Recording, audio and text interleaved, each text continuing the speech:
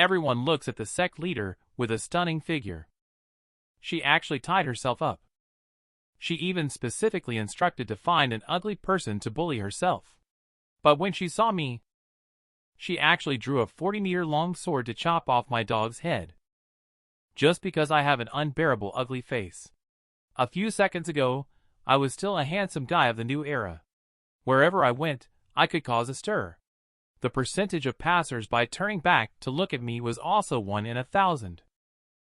Even when the heavens see me going out, they will thunder and lightning to cheer for me.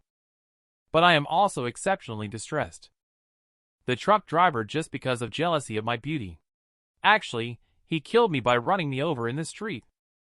He even said that if I died, he would become the most handsome man in the world. When I opened my eyes again, I found myself crossing into a female bathhouse. Several fair-skinned and beautiful girls with long legs were playing in the bath. With water vapor swirling around like a fairyland, this somewhat made me, a pervert, a little unsettled. But what made me even more curious was that these people were not scared away by my beauty. Instead, when they discovered my presence, they emitted laughter like silver bells. Before I could react, the two sisters walked over to me. They used their chests to support me. They even tried to forcibly undress me, and wanted to give me a back rub. I feel a tingling sensation in my arms. As a pervert, I can no longer control myself. 2 mouthfuls of blood phlegm spurted out of the nose. 2 sisters exclaimed in shock. "Younger sister, are you all right? Why are you having a nosebleed again? Younger sister?" I felt a little confused. I lowered my head to look at my reflection in the water. In an instant, I felt a bit unsettled. I have fair skin and a beautiful appearance, that's for sure. But why am I dressed in women's clothing? Am I a cross-dresser? However, at this moment, the 2 sisters beside me had already started to undress me. When they realized I was a man, their expressions also appeared somewhat bashful. Shortly after, there were cries of lament coming from the bath. Before long, I was surrounded by these young ladies. I was quickly tied up by them with my limbs bound. They scolded me furiously, accusing me of being shameless and exposing them. They said I ruined their chances of marriage.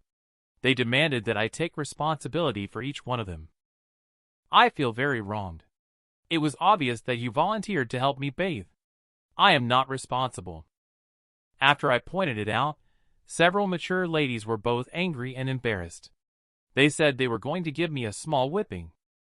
But just at that moment, a powerful voice rang out from outside. The sect leader has arrived. Right after that, outside the gate, a woman with a captivating figure flew in on a sword. I always thought that as a sect leader, one should be a reasonable person. But who would have known? I haven't even said a word yet. She drew her sword. Wanted to slay me. What kind of preferences does this aloof sect leader have? She actually tied herself up. She also said to exert more force when teasing her. I would rather die than obey. But this made her furious in embarrassment. She drew her long sword on the spot and intended to kill me.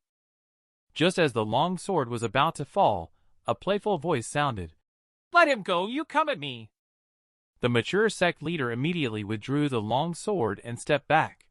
She coldly shouted, "Who are you people, daring to intrude into my ethereal sect at night?" Her words had not yet faded. Just then, 4 figures broke into the room through the window.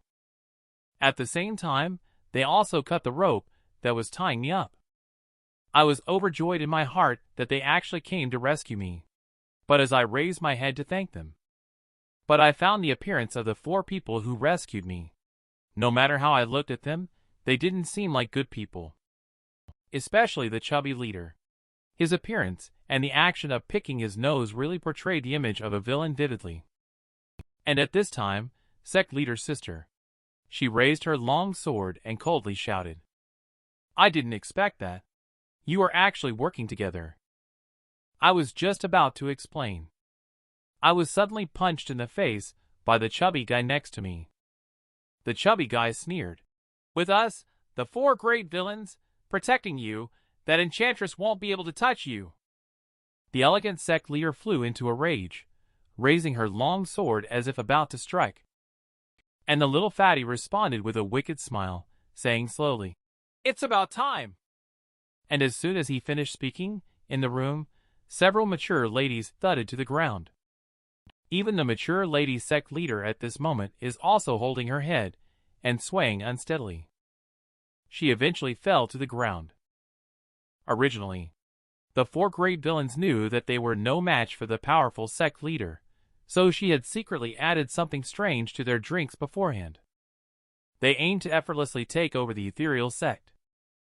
Just as I felt that these villains surprisingly have some intelligence. A large knife pressed against my neck. The knife-wielding man asked, "Big brother, this guy is useless. Can I just kill him right now?" I was speechless. This guy keeps threatening to kill me at the drop of a hat. But now I am weak and powerless to resist. So I decided to pretend to surrender to them beyond the bottom line and then find a chance to escape. I suddenly knelt on the ground with my hands clasped in a gesture of respect. Words of admiration poured out of my mouth endlessly. To express loyalty, I quickly tied up all the members of the ethereal sect. I was stunned by these four reckless men. When I learned that these guys were actually going to do those unspeakable things to the people of the ethereal sect, I was also shocked. I hurried to stop them. However, my actions angered the ringleader. He pulled out a knife and was about to slash me. I hurriedly explained that a few big brothers have already taken over the ethereal sect now. Why don't you take advantage of this auspicious land to establish your own sect, gather talents from all over the world? From now on, you will grow stronger and reach the pinnacle of life, obtaining everything and embracing the world. At one point, the four reckless men were also brainwashed by my words, successfully stepping into the fantasy of a bright future. A few people have already fallen into the trap. I chuckled to myself. Reminder: one mountain cannot contain two tigers. I hope several big brothers can choose a sect leader to lead the sect to greatness. As soon as I finished speaking, the atmosphere among these four people became very awkward. I don't know who farted. Several people instantly got into a fight. Taking advantage of the chaos, I quickly slipped out of the room and hurriedly made my escape. The ethereal sect that shakes the world. They were easily defeated by these four rough men. But the four reckless men were taken down by a young dandy with just a few words. The young dandy caused the four men to start fighting each other with fists and kicks. I took advantage of the chaos and quickly slipped out of the room. I tried to stop several people from bullying the sisters of the ethereal sect. I decided to take the risk to rescue the subdued sect leader of the mature women's sect. Since she is the sect leader, her combat power must be off the charts. Now only she can fend off these four old hooligans. Only I can save the widows of the sect from fire and water. When I found the sect leader's sister, my old face also turned red. They actually tied the unconscious sect leader's sister to the bed. How did these old perverts know I like playing bondage? Hee. I quickly untied sect leader's sister. But who knew that the next second, sect leader's sister suddenly sat up. The long sword in her hand was pressed against my shoulder. And she had a cold expression on her face. She insisted that I was the true mastermind behind this incident. The reason is that I want to dominate all the young widows. I was also very surprised.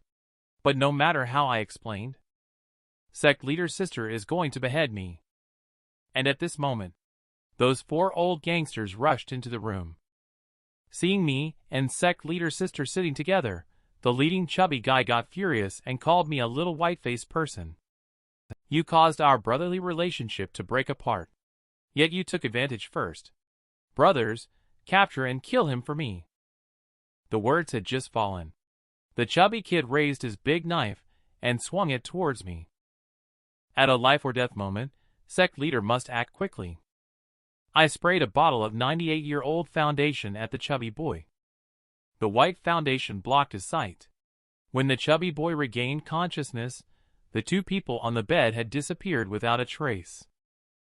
The chubby boy was so angry that he was trembling all over. The duck that was about to reach his mouth was eaten by someone else first. He now wanted nothing more than to tear me to pieces. After a chase, I was brought by Sister Sect leader to a secret room. The 4 senior members of the Lumen sect became furious. They attacked the stone door of the secret room vigorously, but the door remained intact. At the moment when the few people were angry and helpless, one of the men pulled out his family's treasured heirloom. This item, when lit, emitted a colorless and odorless flame. This treasure, as long as one takes a whiff of it, can make people completely enchanted.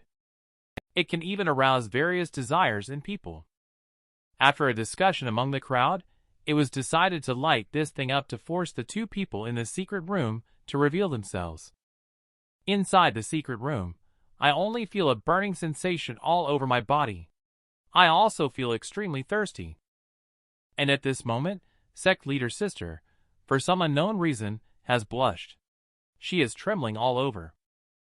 I shouted loudly, "Not good! These grandchildren of tortoises actually poisoned." I hurriedly walked towards sect leader's sister. And sect leader's sister has been poisoned too deeply. She softened at my feet and fell into my arms. I was greatly shocked in my heart at the turn of events. This female man unexpectedly kissed me directly. The graceful and charming sect leader actually fell into my arms. She took advantage of me while I wasn't paying attention. When I was enjoying the embrace from sect leader's sister, a strange sound echoed in my mind. "Young man, do you need the help of this old man?" I suddenly realized something was wrong. Quickly pushed away the sect leader's sister in my arms. I suddenly realized something was wrong. Quickly pushed away the sect leader's sister in my arms. At this moment, I also felt a chill down my spine. Every hair on my body stood on end. Could there be something unclean in this room? I searched around for the source of the sound. Today is my secret with sect leader's sister. No living creature seen can be left alive, except for ghosts. Just then, that eerie sound came from behind the stone statue. "Young man, no need to look. I'm here." I quickly turned around. Just as I was about to speak, this fellow cut in. He is called Star Sovereign of Infinity, once the invincible war god of this continent. Piki Luo and Hall Stone are his disciples. Now I only need 1 drop of your blood. I grimaced, turned my head, and walked away. I thought you had something important to tell me. Turns out it's just some nonsense. The stone statue didn't trick me, so it became furious out of embarrassment. It started raging helplessly behind me. But it didn't know that those insults were completely ineffective on me. I glanced at sect leader's sister and found that she was already deeply poisoned, lying unconscious on the ground. I frowned. Now, outside, the 4 great villain sect leader's sister has also collapsed from poisoning. How can this guy, who is powerless, handle this? Should I just go out and turn into a box directly? In the end, I decided to focus my attention on this stone statue. I chose to trust him once. Now I can only resort to desperate measures. I bit my finger and quickly drew a circle on it. The next second, the statue was enveloped in a layer of golden light. Next, a white-haired man who looks even more handsome than me appeared behind me. This person is precisely the Star Sovereign of Infinity, who is sealed inside the statue. The Star Sovereign of Infinity tapped my shoulder and said, "Kid, lend me your body for a moment. I will help you solve your troubles." Before I could respond, I felt a magical force surging into my body. My body is no longer under my control. When I came to, I had already walked out of the secret room, and the 4 big guys were looking at me with a playful expression on their faces. They hadn't noticed the changes in me either. I looked at the few people and disdainfully said, "You guys alone can't beat me. Why don't you take care of yourselves?" 4 senior disciples of my sect looked at me with rosy complexions as I emerged from the secret chamber. They had mischievous expressions on their faces and asked about sect leader's skills in bed. But I calmly pointed at them and said, "Your abilities are not worthy of my action. Take care of yourselves. This way, we can all save some time." They were mocked by me, a seemingly powerless young disciple. The leader among them suddenly became furious and cursed angrily. He then ordered the 3 people next to him to chop me into 98 pieces. A layer of blue barrier appeared around me. No matter how they attacked, they couldn't hurt me at all. I sternly shouted at them that they were seeking death. Immediately, I lifted my palm and grabbed at the air. With a crisp sound, the big knives in the hands of the 3 people instantly turned into countless pieces. A gentle push from my palm, the 3 people in front of me flew out like kites with broken strings. The 4 men's faces were full of astonishment at this moment. This kid actually knows battle chi manifestation. It seems like they've hit a tough nut to crack this time. The leader took a deep breath. He shouted, "Of the 36 stratagems, fleeing is the best strategy." He looked at the 3 men as they turned around and tried to slip away. I let out a cold smile. Attempting to escape in front of me is simply overestimating one's abilities. Immediately, strands of golden light rose slowly from under my feet. In the palm of my raised hand, a white long sword also appeared. I grasped the long sword tightly with both hands, holding it in front of my chest. With a shout of anger from me, the surrounding golden light transformed into dozens of golden ropes and shot towards the 4 individuals. The next second, the 4 individuals were firmly bound to the ground by the golden ropes. And at this moment, the golden light around me suddenly dissipated. I felt weak all over and was about to fall backwards. Fortunately, sect leader's sister arrived just in time and caught me in her arms.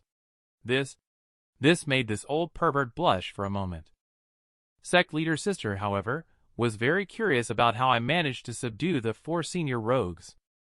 I hesitated and said that it was the predecessor of the sect who borrowed my body to drive away the villains. Sect leader's sister was somewhat skeptical. However, she did not pursue further and changed the topic immediately. She mentioned that I had merit in protecting the sect this time and expressed her willingness to give herself to me. I was stunned, thinking about the future happy life ahead. I couldn't help but swallow a mouthful of saliva. Who knew that just as I was about to agree? Sect leader suddenly changed her attitude. She once again reverted to her previous cold, domineering demeanor. Although you have made contributions to the sect, your actions of secretly entering the female bathhouse have both merits and demerits. You will spend your whole life performing menial tasks within the sect. I instantly turned into stone in place. A lifetime of menial tasks? What about the promise of mutual devotion? Why is this woman not following the script? I used to be the #1 handsome guy in modern times. I just crossed over here and got stripped naked by a group of female hooligans. Even the graceful sect leader sister Nadozi wants to shine for love with me. But I was forced into the darkroom because my term was less than 2.5 years. 3 meals a day of small whips. Besides not being able to eat my fill, everything else is fine. I looked at the pile of firewood in front of me, feeling like it's as tall as a small mountain. I feel like I want to die.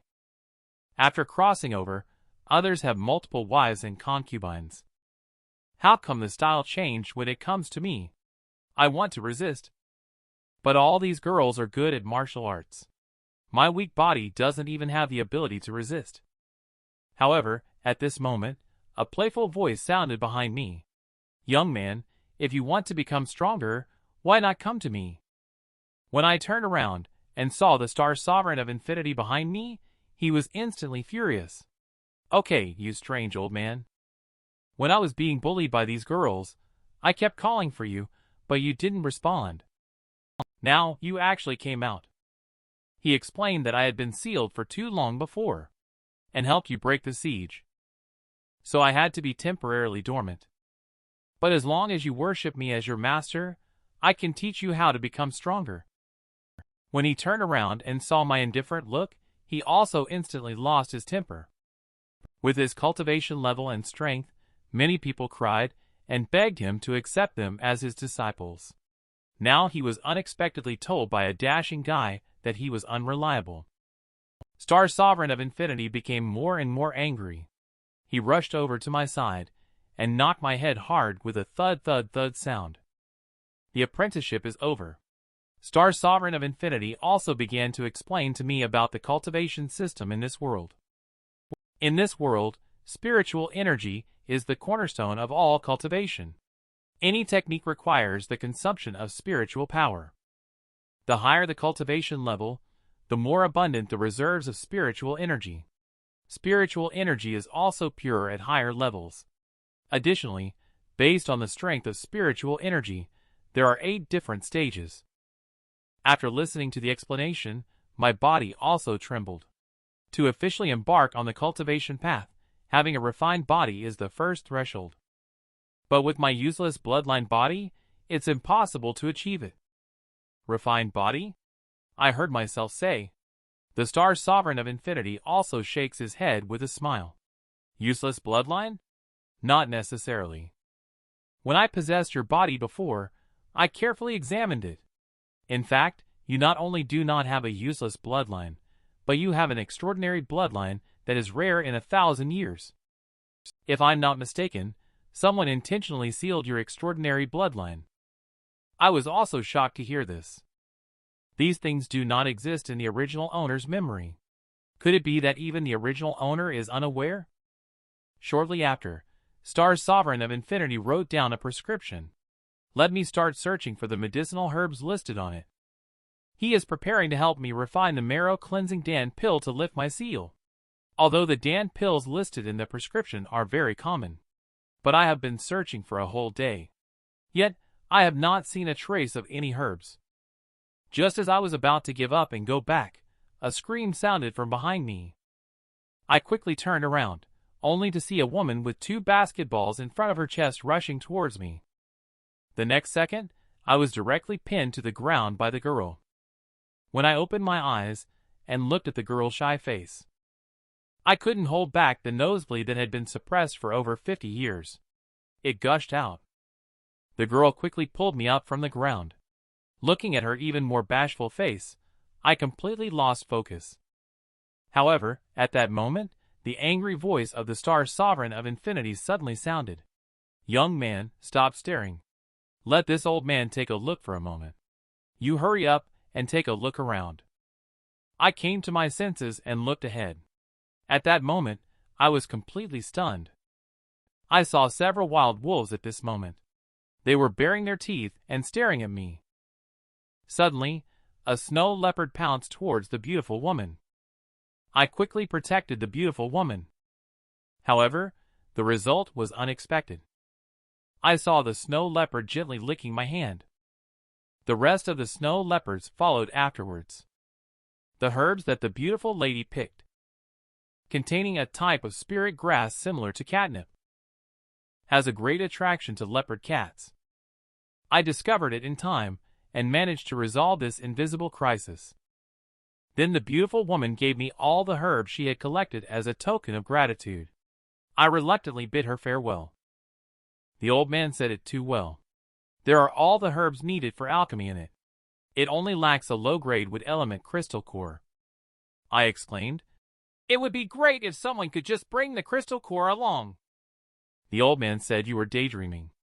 Then the protagonist's halo appeared. The little snow leopard brought the wood element crystal core. That's all the medicinal materials we need. It didn't take much effort to gather them all. Do you think things will continue to develop so smoothly? Our wood element crystal core hasn't warmed up yet. It was snatched away by a sudden monkey. The monkey left stylishly, with a mocking expression on its face. It also ran into the dressing room, behind sect leader's sister's bathroom. I hurried over, completely unaware of where I was at the moment. I frightened the little monkey into a daze. It quickly threw the crystal core out. With only a buzzing sound, it fell onto sect leader's sister's clothes. The little monkey took the opportunity to escape. Just at the moment when I was looking through the clothes, a chill came from behind. I turned around. Sect leader was glaring at me with a stern expression, full of anger on his face. She was holding a long sword in her hand. I was trembling with fear. How many times has the male Lee been threatened with a sword? How tragic is this male lead? It was difficult to gather all the materials, only to have them snatched away by a monkey. Also misunderstood by the sect leader. The sect leader wielded a long sword and was about to strike. Just at that moment, a young girl hurriedly arrived. She was panting heavily as she began to plead for mercy. This person once sacrificed himself to save someone during the disciples' journey to gather herbs. He would not engage in such a despicable act as peeping. Sector leader Lunar Robe White looked grimly at the male lead. She casually drew a sword aura. Several strands of my hair were instantly cut off. Until the sect leader leaves this place. I wiped the cold sweat off only after the sect leader left. The soft girl reached out her hand to start introducing herself. Unexpectedly, we meet again. My name is Mia Tion. The male lead replied. My name is Sky Dwanligh. I really owe you one this time. Mia Tion said. I left too hastily earlier. I still have something to give you. After saying that, she looked at the barrier and chanted a spell. The barrier opened. She held Sky Dwanligh's hand. They entered a house deep in the forest. This is where I used to live. When my mother passed away, Grand Elder of the sect passing by here took me in. Later, she took out the token of love left by my mother and gave it to Sky Dwanligh. Sky Dwanligh quickly waved his hand. In the end, he accepted it. He was struck by Cupid's arrow. It took him a while to say, "Thank you." He felt the warmth of this kindness. Tears welled up in his eyes uncontrollably. Mia Tion saw Sky Dwanligh shedding tears. She quickly asked and found out everything was fine. She then went to other places to search for things left behind. At this time, the old man took the opportunity to appear and advised Sky Dwanligh to escape from this place. Sky Dwanligh appeared somewhat hesitant. The old man began to flirt with Sky Dwanligh. Could it be that you've taken a liking to her? Suddenly, they heard screams coming from outside. A thief at the Chi Condensation second layer kidnapped Mia Tion. Sky Dwanligh hurried over. He was stopped by a teacher. Only then did he think of seeking help. The teacher said, "My spiritual power has not yet recovered. I am really powerless now."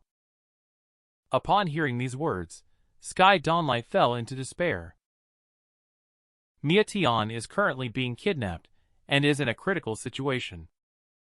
The male lead is just an ordinary person now and is unable to embark on the path of cultivation. What should we do? At this critical moment, the gem in Sky Dwanligh's hand starts to emit Eggy's light. It turned out to be a top-quality wood element crystal core. Sky Dwanligh was overjoyed when he saw it. He began to beg his teacher to help him with the refined body process. But the teacher disagreed and took away the crystal core. Sky Dwanligh became very anxious. She questioned the teacher why. Star Sovereign of Infinity spoke slowly. Refined body is the key to unlocking the door of cultivate.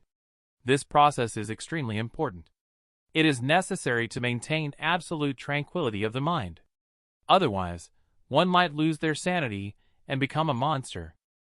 Severely, one will perish in a violent manner.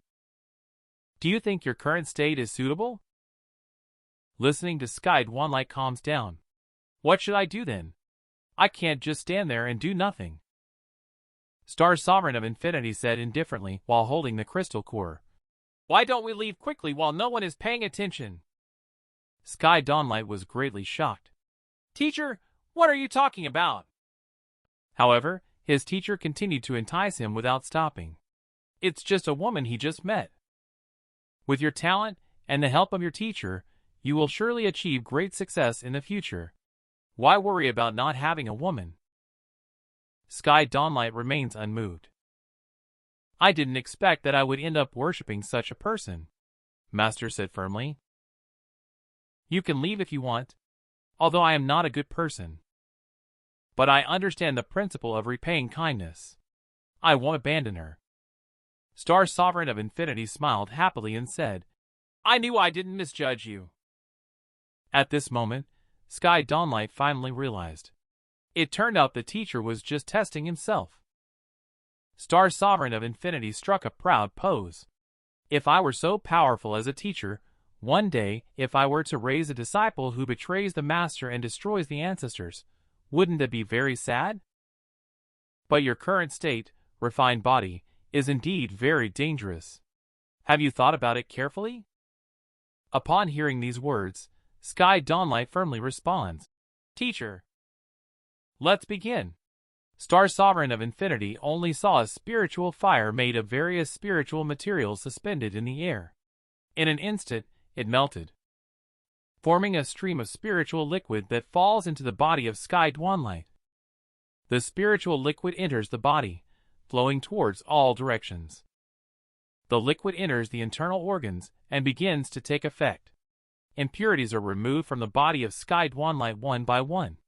When it comes to a critical moment, suddenly, the seal loosens. Blood energy is released, and Sky Dwanligh's eyes also turn blood red. Feeling the endless pain brought by the impact, he lets out a cry. Star Sovereign of Infinity immediately spoke up upon seeing the situation. Steady your mind. Hang in there, you'll be fine. He then injected a stream of energy into Sky Dwanligh's body. Witnessing the impact of the huge energy, Sky Dwanligh's heart started to beat violently. Chains appeared around him. There was a loud bang from within his body. The chains broke. The seal was lifted. Like a golden dragon emerging from the deep, a vision appears in the sky. Sky Dwanligh instantly breaks through to the chi condensation first layer stage. Sky Dwanligh is my name, Sky Dwanligh. At this moment, he is experiencing a crucial turning point in his life. Only the sound of thunder could be heard in the air, as if it wanted to tear him apart. It announced that the supreme bloodline should not have appeared in this critical moment. A dragon's roar rang out as a golden dragon hovered in the air, dispersing the dark clouds. However, at this moment, Mia Tion's situation is very grim. The masked man only forced her under the tree. The masked man took out a curved knife. Just as he was about to strike her down, at this critical moment, a hand grabbed the masked man's curved knife, stopping him from taking the next step. Originally, Sky Dwanligh had already broken through to the chi condensation first layer stage by relying on the power of the bloodline minutes ago. Only then did he arrive in time. The masked man turned to look at Sky Dwanligh. He sneered, saying, Just a mere chi condensation first layer stage, so eager to die with a brush of his hand. He threw a heavy punch, and the male lead flew through the air. He didn't stop until he hit a big tree, raising a lot of dust. Then the masked man pointed at Sky Dwanligh and said, You can still kneel down and beg for mercy now. Humph. Sky Dwanligh snorted coldly, wiping away the blood stains from the corner of his mouth. Is that all? Nothing more than this. With a swoosh, he disappeared from where he was standing. He appeared directly behind the masked man and patted his back. He used a set of chain palm strikes to severely injure him. The masked man was very surprised. How is this possible? He is clearly at a lower cultivation level than me. The masked man took advantage while Sky Dwanligh hadn't reacted yet. He turned around and fled the scene. He didn't forget to say a threatening remark with his mouth. Just you wait. When Sky Dwanligh saw Mia Tion still trembling under the tree, he immediately felt pity in his heart. He reached out his hand and gently said, Are you okay? The enemy has been driven away. Mia Tion saw Sky Dwanligh and immediately threw herself into his arms. Sky Dwanligh's heart started beating violently. Suddenly, a young man walked out of the forest. The young man saw this scene and fainted with a bang on the ground. The scene switched to inside the stone cave. When Sky Dwanligh saw Mia Tion, she looked very familiar to that young man. Could this be her boyfriend? Mia Tion saw the expression on Sky Dwanligh's face and quickly explained. Don't misunderstand, he is just one of my patients. It's like this. A month ago, I went out for shopping and encountered a young man on the way who was being bullied by bandits. I wanted to help him. In the end, I was also captured by the bandits. Fortunately, the sect leader arrived in time and drove away all the bandits. But that young man is already at death's door. I request to bring him back to the sect for treatment, but was rejected by the sect leader. I had no choice but to stay hidden in this cave. Unfortunately, my medical skills are not proficient, and I have not been able to cure him. When a big-breasted girl begs you earnestly, especially asking you not to tell anyone about the good deed she has done, and our male protagonist only feels that this girl is really so innocent. She is really kind-hearted. It makes people can't help but want to protect her. Suddenly, a burst of chaotic noise came. Then, numerous shadows carrying various weapons appeared. It turned out to be the defeated generals from before. They were leading a group of brothers to make a comeback. Truly shameless. Unable to win a fair fight, they bring a crowd. But I like it. Daring to flaunt their affection in front of our readers. They need to be taught a lesson. Only to see the masked man leading the way into the cave. When he saw the two male leads, he began shouting loudly. Didn't expect that, did you? I'm back again. Let's see how you can escape this time. This scene left Sky Dwanligh speechless. They had never seen such shameless people before. Weren't you the one who ran away before? Then Miation quickly pushed the male lead aside, saying they were here to find me. It's none of your business. You better run. Would our male lead do that? Let's go together. Sky Dwanligh stood still without moving a muscle. Holding Miation's hand, he said, Let's go together. The sight made the leader of the masked men shiver with anger. Daring to flirt in front of me. Do you think I don't exist? Brothers? Then he began to give orders. Brothers, attack for me. He continued to shout loudly. Cut him! A big brother with muscles all over his body immediately rushed up. The big brother with muscles lifted the meteor hammer and smashed it towards the ground, forcing the two to evade. And at this moment, the masked man completely disregarded any sense of dignity. Seizing the opportunity, he ran behind the male protagonist and launched the entangling technique sneak attack. Countless cloth strips shot out from the masked man's hands, taking advantage of the male protagonist's momentary lapse. The strips firmly entangled the male protagonist. Then three other mountain bandits grabbed the remaining white strips. Together, they pulled hard, instantly overpowering the male protagonist and rendering him powerless to fight back.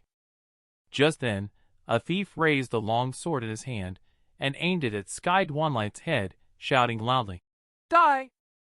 This YouTuber can basically imagine the scene where the male lead's head separates from his body now. At that critical moment, Miation rushed out and stood in front, begging for mercy. Let him go. I'm willing to do anything you ask. The thief heard Miation's words. The long sword slowly stopped in front of Miation's head. They agreed to the request. The male protagonist was tied to a tree to ensure he couldn't escape. Only then did they take Miation away from this place. My name is Sky Dwanligh.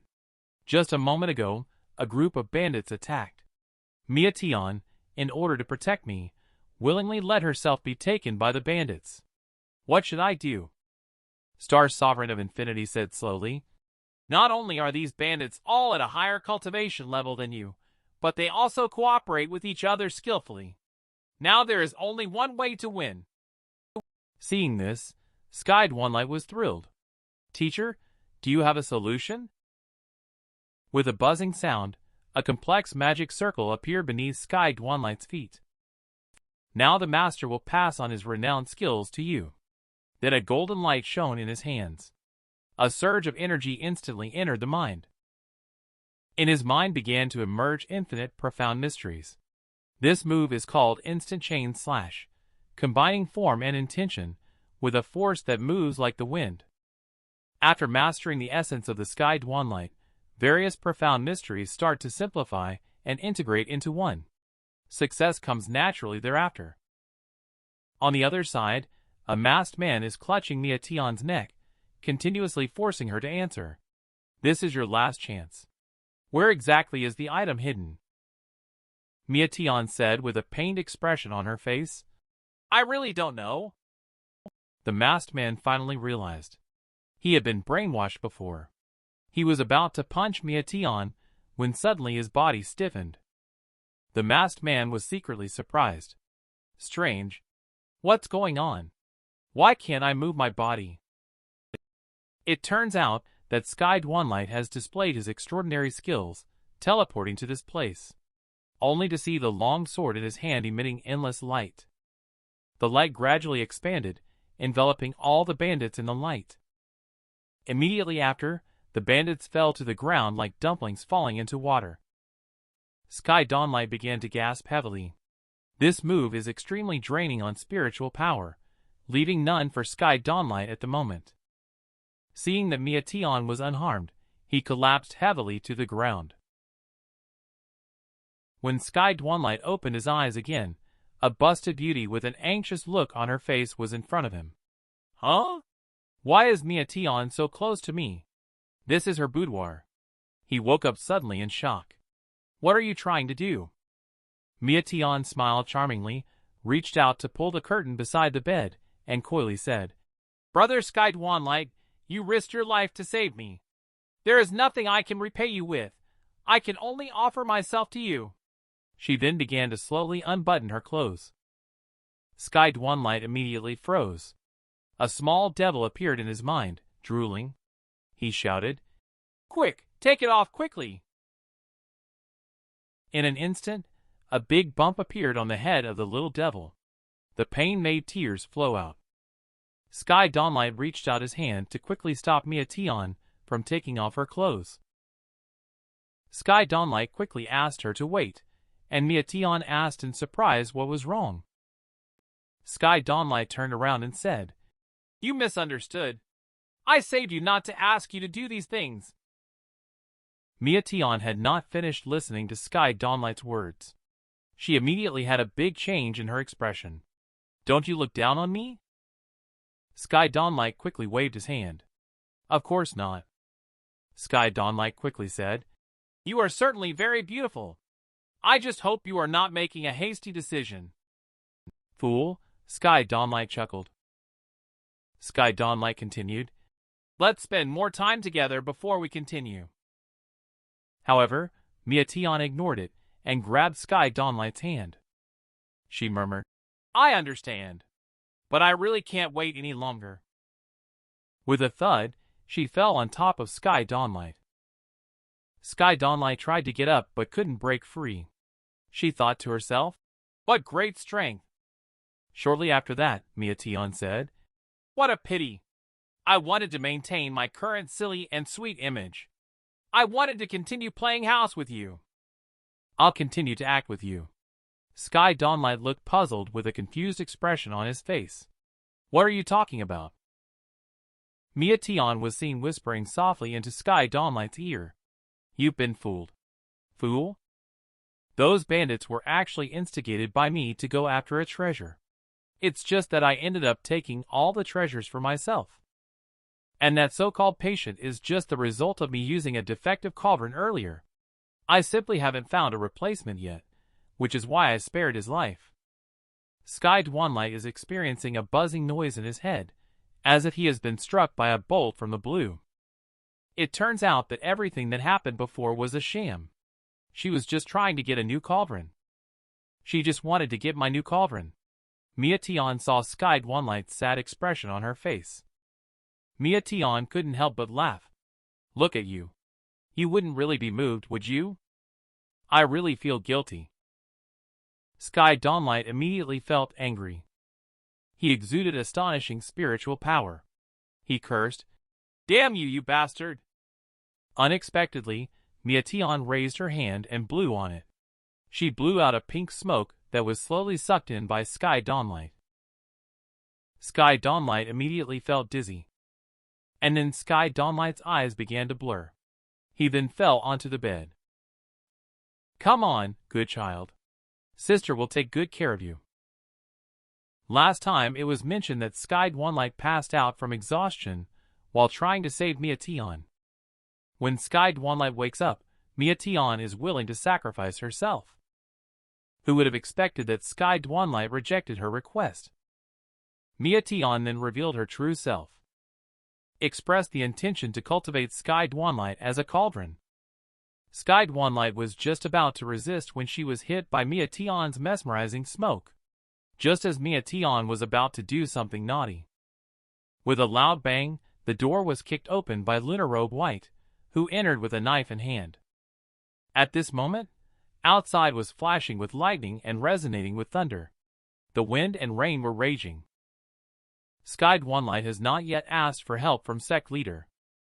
Mia Tion immediately put on a look of being oppressed. She slandered Sky Dwanligh. After saying that, she ran towards Lunar Robe White, causing both of them to be slightly stunned. Mia Tion took the long sword from Lunar Robe White's hands. The disciple's body is no longer pure. In the next life, serving the sect leader is the only way, and then he must commit suicide. Lunar Robe White flicked out a stream of spiritual power from her fingertips. The long sword fell from Mia Tion's hand. She began to comfort Mia Tion, who was crying on the ground. "It's not your fault. I will give you justice." Sky Dwanligh is still lamenting about Mia Tion's superb acting. The sect leader then made a final decision on this matter. She asked Disciple to throw Sky Dwanligh into the dungeon. At this moment, Star Sovereign of Infinity stared at Sky Dwanligh. He spoke. He expressed that he had long known the details about that demon woman. Sky Dwanligh was left alone on the ground, feeling lonely and desolate. And all of this is what Star Sovereign of Infinity intends to achieve through this. To help Sky Dwanligh understand. The path of practice is full of obstacles. One cannot always accompany oneself. He only hopes that Sky Dwanligh can grow quickly, so he did not inform. Just as Sky Dwanligh was lost in thought. With a loud sound, the door was opened.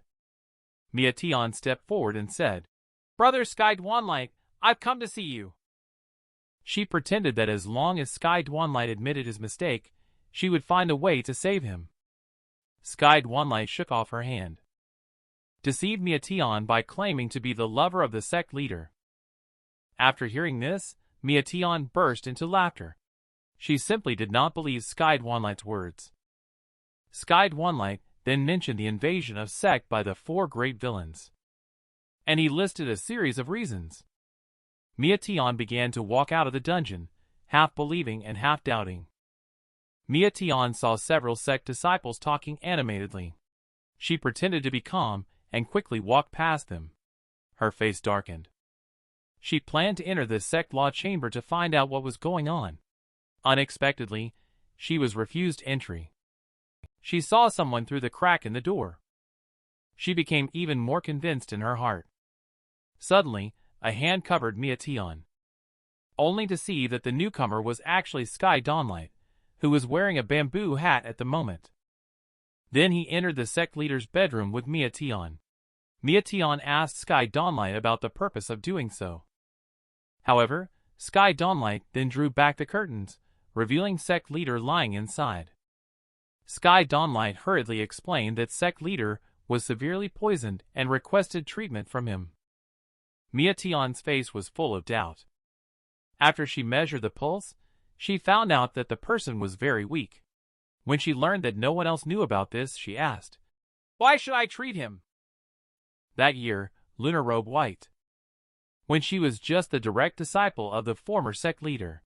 Besides the former sect leader, the most prestigious figure in the sect was Grand Elder. But when it came time to select the next sect leader, Grand Elder unexpectedly disappeared. When Grand Elder returned to the sect, a new sect leader has been born. For so many years, the two of them have been secretly at odds with each other. Now that this woman has died, Grand Elder will be able to become the new sect leader if this woman dies. And I am a person of the Grand Elder. With a swift movement, countless thorns emerged from the ground, entwining Sky Dwanligh. She expressed that she wanted to do it in front of Lunar Robe White. She intended to capture Sky Dwanligh. She wants to humiliate Sky Dwanligh. Just then, a figure appears behind Mia-Tion, saves Sky Dwanligh. And all of this is a test by the sect leader. Mia-Tion will kill Sky Dwanligh when things are exposed. However, the sect leader took the first move. Mia-Tion fell to the ground as a result. This incident happened not long ago. Sky Dwanligh is still resting at the moment. A outer disciple hastily knocked on the door and said that the sect leader has an urgent request. He was unexpectedly taken into a palace. The newcomer is none other than the Ethereal Sect Grand Elder. She is extremely polite towards Sky Dwanligh. She also helps people take out chi condensing powder to assist in gathering energy and concentrating the mind. Sky Dwanligh refused. He stated that without merit, one should not receive rewards. Unexpectedly, Grand Elder also wants to send the maid out together. Grand Elder forced her to accept. Sky Dwanligh quickly assumed the identity of a lowly servant before cleverly leaving. He returned to the bedroom. He suddenly felt extremely thirsty. Seeing the water on the table, he took a sip. Star Sovereign of Infinity was about to intervene, but it was too late. It turns out that Grand Elder's trump card is here. A woman started to beat the drum. The spider inside Sky Dwanligh immediately broke out of its egg. Sky Dwanligh fainted on the ground. Star Sovereign of Infinity casts a spell to inspect, only to see Sky Dwanligh's chest floating out his blood spider goose sigil. This poisonous creature is born in pairs, feeding on flesh and blood. Rest only in death. The only way to break the curse is to use another bloodthirsty spider born from the same egg. Can only lure it out when it sees the large drum on Sky Dwanligh's chest. Star Sovereign of Infinity feels very bad. The next moment, Sky Dwanligh woke up. He kept coughing non-stop. The toxic spider was vomited out of his body by him, and white bubbles began to continuously emerge from the mouth of the toxic spider as well. Immediately, Sky Dwanligh fainted once again. It seems that this poisonous spider was counterattacked by the power of Sky Dwanligh's bloodline. Star Sovereign of Infinity collected the poisonous spider into a vial, planning to use it for alchemy in the future. Wait until Sky Dwanligh wakes up. Star Sovereign of Infinity pretends to be a ghost to scare Sky Dwanligh. He was ruthlessly exposed by Sky Dwanligh. Star Sovereign of Infinity's expression changed, indicating that the Grand Elder has set his sights on you. The scene shifts. Sky Dwanligh once again arrived at the Grand Elder's hall. He saw the elusive girl. He instantly realized the cause and effect of why he had felt thirsty on the road earlier. Just as Sky Dwanligh was ready, Grand Elder clapped his hands to dismiss the serving girl. She said, "I only need to deepen my relationship with Lunarobe White." Sky Dwanligh was greatly shocked. Grand Elder summoned Sky Dwanligh twice and accused him of poisoning someone. He just made a request. The deeper the relationship with the sect leader, the better. Sky Dwanligh coldly asked Grand Elder, "Are you trying to use me to compete for the position of sect leader?" Grand Elder chuckled lightly. "Young master, you have misunderstood. I do all this for the Ethereal Sect." Then she continued to talk about the past of the sect, dispelling doubts from Sky Dwanligh. Many years ago, the Ethereal Sect was not the forbidden place it is today. The sect had thousands of male and female disciples, making it very prestigious. Among them, the most highly valued by the sect leader was a young man who was accepted as a personal disciple. But people's hearts are unpredictable. The latter actually used this trust.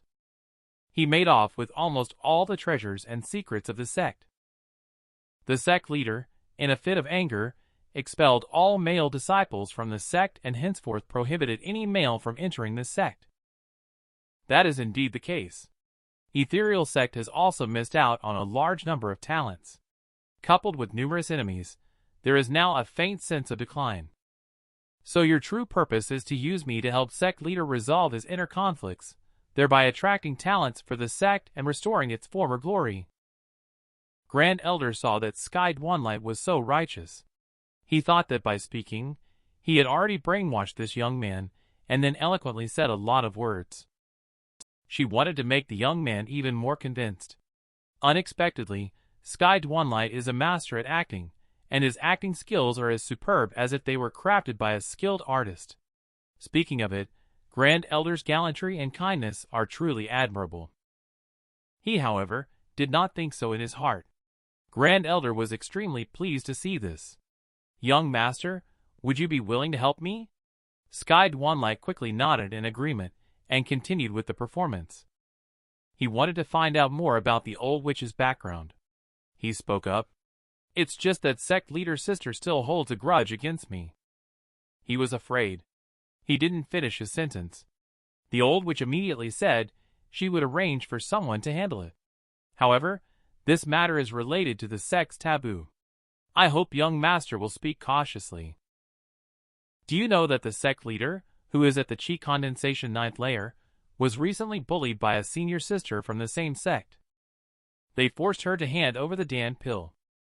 And their cultivation level is just somewhere in between the spiritual energy 3rd layer, not sure how much they lack. Suddenly, a round ball leaped out from the girl's arms. She joyfully called out, "Eggy," from her mouth. The girl's face suddenly froze. Then she urged Eggy to go back quickly. Several senior sisters noticed the situation. They then placed the blame of stealing the Dan pill on Eggy. Eggy made squeaking sounds upon hearing it, indicating that she did not do it. The senior sister immediately got angry. She is about to unleash her spiritual power. With just a swish sound, a blue light blocked the attack. The girl gently opened her eyes and found nothing wrong. Eggy immediately called out in excitement. It turned out that the visitor was Sky Dwanligh. The girl looked at Sky Dwanligh and recognized him as the young master who was injured last time. A few months ago, the original owner fainted on the roadside. He was rescued by this girl and taken to the ethereal sect. Afterwards, she stayed by his side, taking care of the original owner day and night without leaving. Sky Dwanligh recognized on the roadside. He saw several people in dispute because of Dan pill. He hurried over. I saw a young girl holding Eggy in her left arm and grabbing Sky Dwanligh's clothes with her right hand, urging the young master to leave quickly. If senior sister gets really angry later, it will be troublesome. Sky Dwanligh smiled and responded, "Don't worry. I'm not afraid of trouble." At this moment, that senior sister saw the intimate appearance of the two. She spoke up and said, "This matter has nothing to do with you. Being so attentive, could it be that you two are having an affair?" Upon hearing this, the girl quickly expressed that it was not the case. Eggy also waved its little hand along. Sky Dwanligh objected. "According to your deduction, I saved you, sect leader. Does that mean sect leader and I are the same as well?" Senior sister was greatly surprised. Hastily told Sky Dwanligh to stop talking, repenting for speaking irresponsibly. Sky Dwanligh responded with irresponsible remarks. "Is that so? Then I will inform the sect leader about this matter. Please ask her to justify herself." Senior sister sees the situation is not good. She starts to retreat and coldly snorts. She leaves behind a remark. "You're lucky this time." This elicits waves of dissatisfaction from Eggy in the girl's arms. Senior sister turns around to leave. However, Sky Dwanligh has no intention of letting them go. "It seems like I didn't give you permission to leave," he said. Senior sister frowned. "What exactly do you want? Give back what you have in your hands to her. Then apologize," he said. Senior sister became furious. Using her spiritual power fluctuation at the 3rd layer of spiritual energy, she said, "Just a useless servant. Don't think I won't teach you a lesson." Sky Dwanligh also refused to show weakness. Using his chi condensation at the 1st layer stage, he said, "Useless servant. Planning to teach senior sister a lesson just as the battle is about to begin." The disciple next to him said to senior sister that this person has a special identity. I'm afraid it will be difficult to handle. Senior sister broke out in a cold sweat after hearing this. Her face darkened. She dissipated the spiritual power, walked up to the girl, and returned the Dan pill. I'm sorry, she said, and then hastily left with another companion. Not long ago, the girl was cultivating by the lake. A gentle breeze brushed past, causing ripples on the lake surface. Fallen leaves floated and twirled around the girl. Suddenly, a loud noise reverberated in the ears, and a pillar of water gushed out. Eggy collapsed on the ground. The girl looked towards Sky Dwanligh, who was holding Eggy in his arms, and bowed slightly to express her gratitude. Sky Dwanligh hurried to help the girl up. The two looked into each other's eyes. Sincerely, he said, "Thank you should be coming from me. If you hadn't picked me up back then, I would have probably died in the wilderness." "By the way, I don't know your name yet," the girl replied. "You can call me Lustrous Glaze, young master."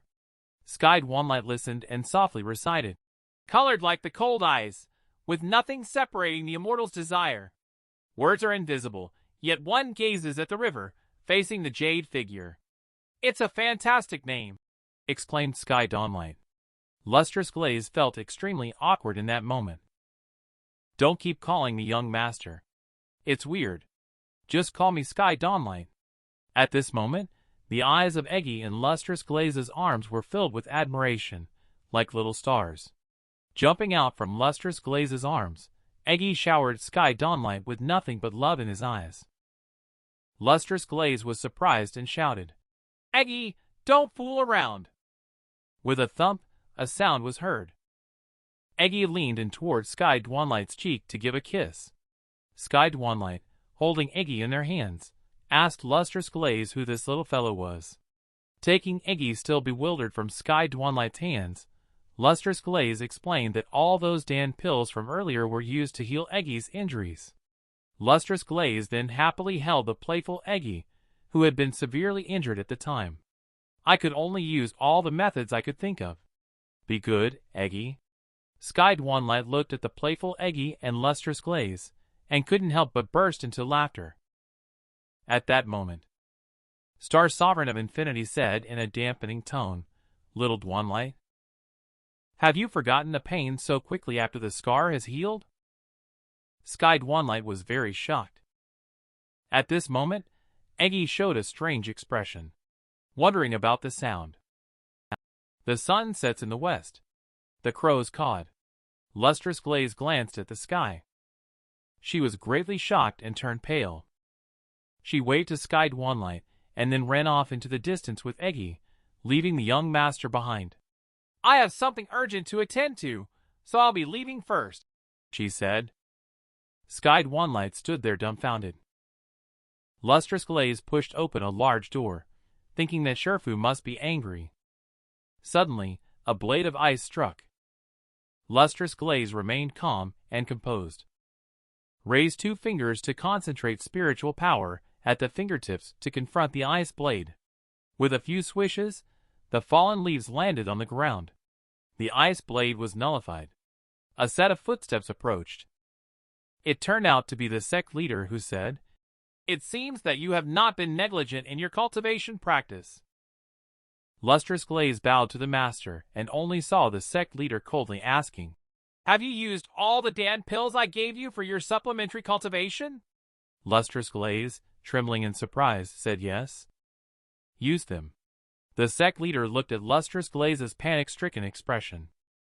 She lightly tapped Lustrous Glaze's forehead and said, "Every time you lie, your face turns red, and your fingers unconsciously clench together, as far as I know. But most of them have been snatched away by your senior sisters, right?"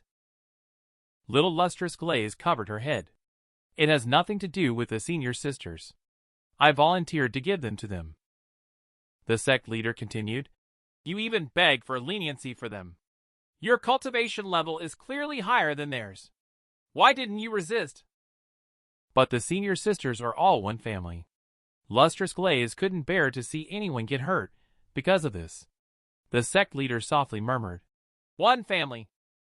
She recalled some memories from her childhood. Lustrous Glaze noticed that Shifu was in a trance. She quickly asked Shifu, "What's wrong with you?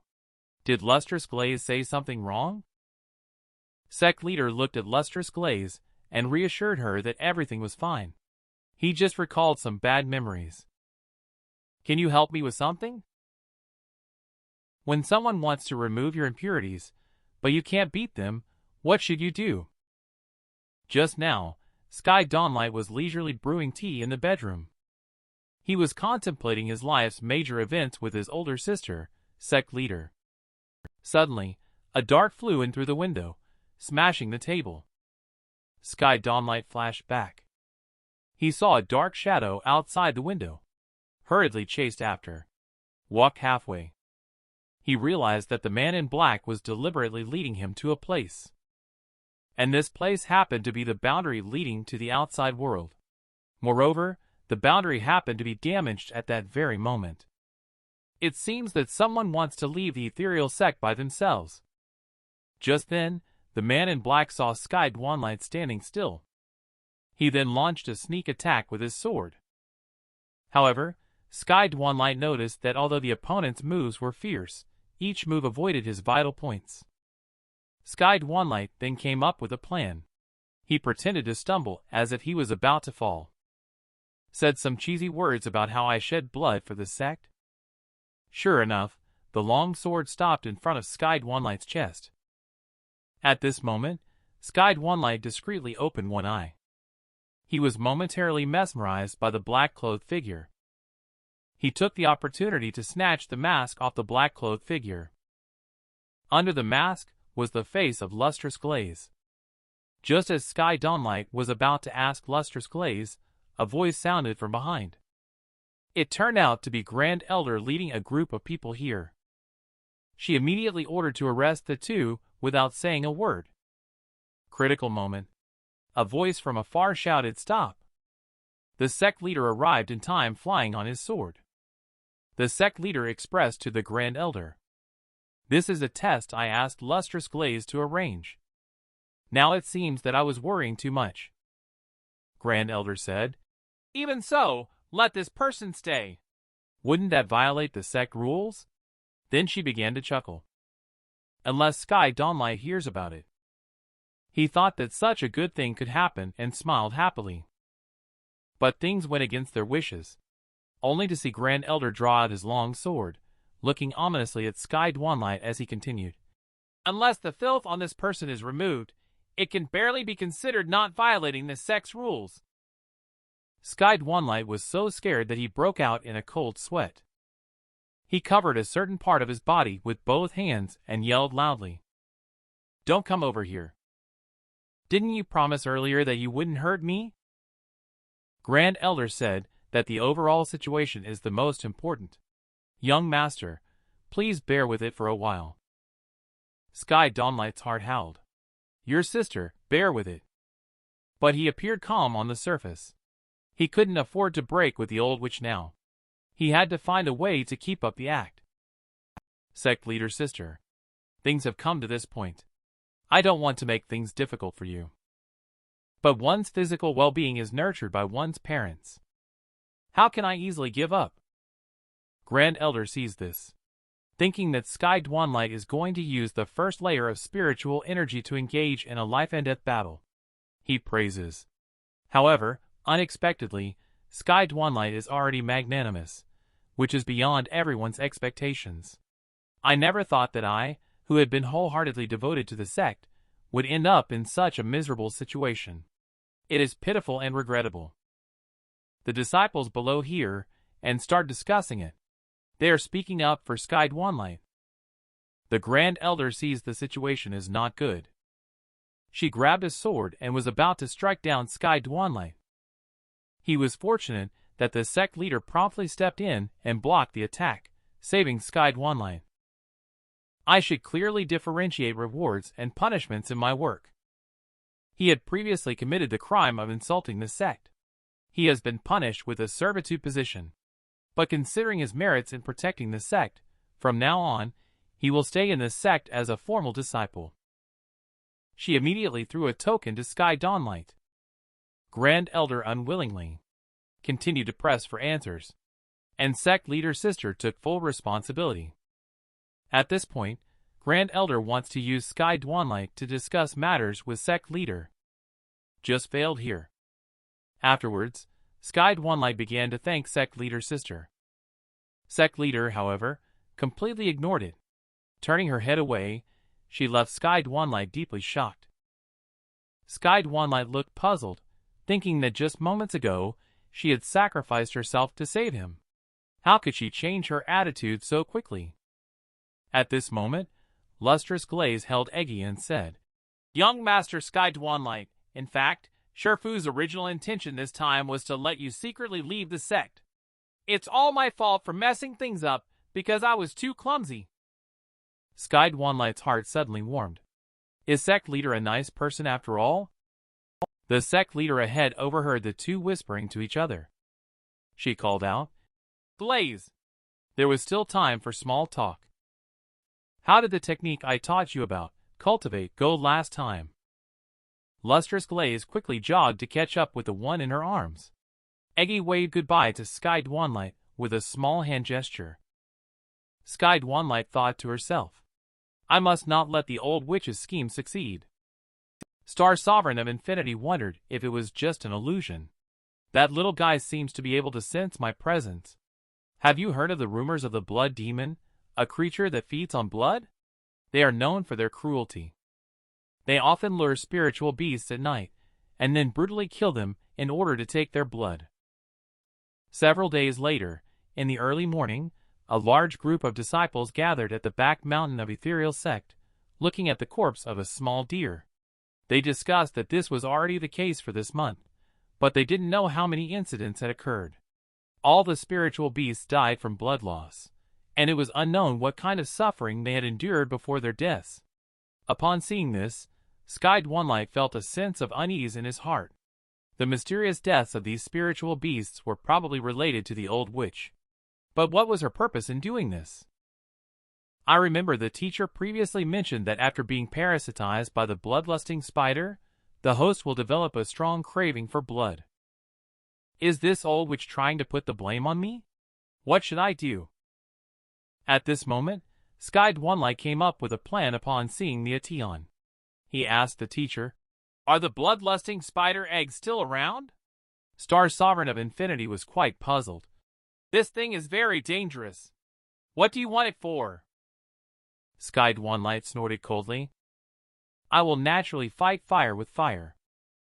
A few days later, Lunar Robe White was practicing in seclusion in the Forbidden Chamber. Suddenly, there was a commotion outside the door. Grand Elder led a group of people to forcefully open the door, claiming to have urgent matters to discuss with the sect leader. She walked with a clattering sound on the ground, appearing with a strong momentum. Lunar Robe White took a deep breath, retracted her spiritual power, and opened her beautiful eyes. She questioned Grand Elder about his haste, asking what the matter was. Grand Elder then made a public announcement. Recently, there have been mysterious deaths of spiritual beasts in the sect. After investigation, the perpetrator turned out to be the disciple Sky Dwanligh, who was brought into the sect by the sect leader. Even more terrifying is that he has a hidden identity. The blood demon, known for its bloodthirsty nature, is truly unexpected. When man stays at home, trouble comes from the sky. Then an outer sect disciple rushed into the Forbidden Chamber, shouting that sect leader was in trouble. He had just found several disciples' bodies in the mountains, all dead in the exact same manner as before with the spiritual beast. Lunar Robe White was greatly shocked. What? Grand Elder seized the opportunity. It was stated that this beast was not satisfied with spiritual beast blood. It has started sucking human blood. Please allow me to take it down quickly, sect leader, so we can determine the truth. Quick, look, the male lead just woke up. He was blocked by a large group of people at the door. A huge black pot is hanging over his head. He was inexplicably identified as the blood demon by the Grand Elder. He looked bewildered. Grand Elder watched as the evil plot succeeded. He prepared to use the blood to activate the bloodlusting spider inside Sky Dwanligh's body for a deadly strike. There was no movement for a long time. The scene became awkward for a moment. Just then, Grand Elder's direct disciple Mia Tion felt something was wrong all over her body. She felt dry and hot all over her body, breaking into a sweat, her eyes suddenly turning purple. She started wheezing. What could be going on? A few days ago, Sky Dwanligh saw Mia Tion appearing on the back mountain. Sensing something amiss, she secretly called out to Mia Tion. She indicated that she had some things to say to Sister Mia Tion.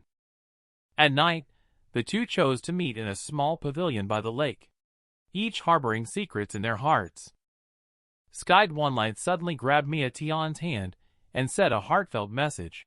Since you have affection for me, and I have intentions for you, why don't we leave the sect together and live carefree days? Mia Tion, unmoved, thought to herself that this person's life is probably coming to an end soon, so she agreed. Sky Dwanligh then mentioned that in his hometown, there is a tradition of using wine as a pledge for mutual affection. He invited Mia Tion to drink a toast together. At this moment, even Mia Tion, who was not very bright, realized that the wine was poisoned. But it was too late. Sky Dwanligh deliberately revealed the bloodstains on his arm. Mia Tion lost her mind.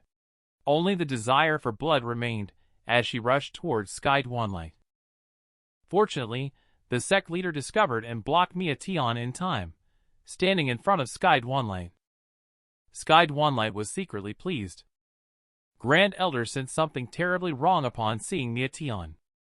She was full of doubts, only to see sect leader's sister blocking Mia Tion's attack.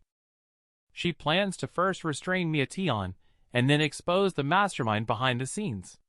Her long sword stands upright on the ground.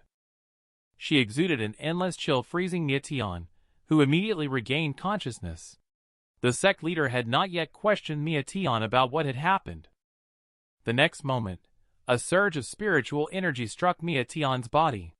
The once beautiful woman perished then and there, even in the final moments of her life. Mia Tion gazed at the Grand Elder. She still couldn't believe it. It turned out that her most trusted master was the one who killed her. The sect leader looked at the Grand Elder, who had just made a move, and asked for the reason. The Grand Elder was flustered. She gave a lame excuse, but the sect leader didn't believe it. She is your disciple. Are you perhaps afraid that I will find out something through her? The Grand Elder quickly knelt down and begged for forgiveness. I had absolutely no such intention. It was just my misjudgment of people, and I foolishly listened to flattery, nearly causing a huge mistake. Please punish me, sect leader. Well, in that case, it seems that the position of Grand Elder is no longer suitable for you. The sect leader continues to pressure. Grand Elder had no choice but to hand over the token. She hurriedly left. The next day, they arrived at Unite Heart Inn in Anyang City. Today we welcome two busted beauties. The beauties are prepared to stay here overnight. They attracted numerous lecherous onlookers. Can you imagine this beauty in front of you? Not long ago, he was still a charming and elegant young man. Since sect leader deprived the Grand Elder of his position, the cold poison in Lunar Robe White's body has flared up. She fainted on the ground. Sky Dwanligh provided medical treatment. Then he volunteered to go out with little Lustrous Glaze to gather herbs. And this appearance right now is caused by the shape-shifting Dan pill given by the sect leader. Lustrous Glaze is looking at Sky Dwanligh's popular appearance right now. She couldn't help but secretly rejoice. When they broke through the encirclement and ordered their rooms, they were informed by the manager that there was only one room left. They had no choice but to be taken to a room on the second floor by the waiter.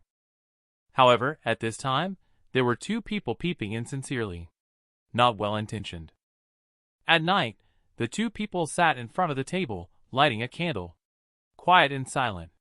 At the same time, they wondered why she was still not asleep so late. Then Sky Dwanligh's sister took the lead and spoke. It's late. Little Lustrous Glaze, you should rest early. Little Lustrous Glaze shook her head, indicating that her sister should rest first. Then the two got into an argument. In the end, Sky Dwanligh had to use his ultimate move. Touching little Lustrous Glaze's head, he said, "Sister, please don't argue." Well-behaved Lustrous Glaze had to walk to the edge of the bed. Sky Dwanligh began happily sipping tea. The next moment, he spit it out because it tasted bitter. Joy turned into sorrow.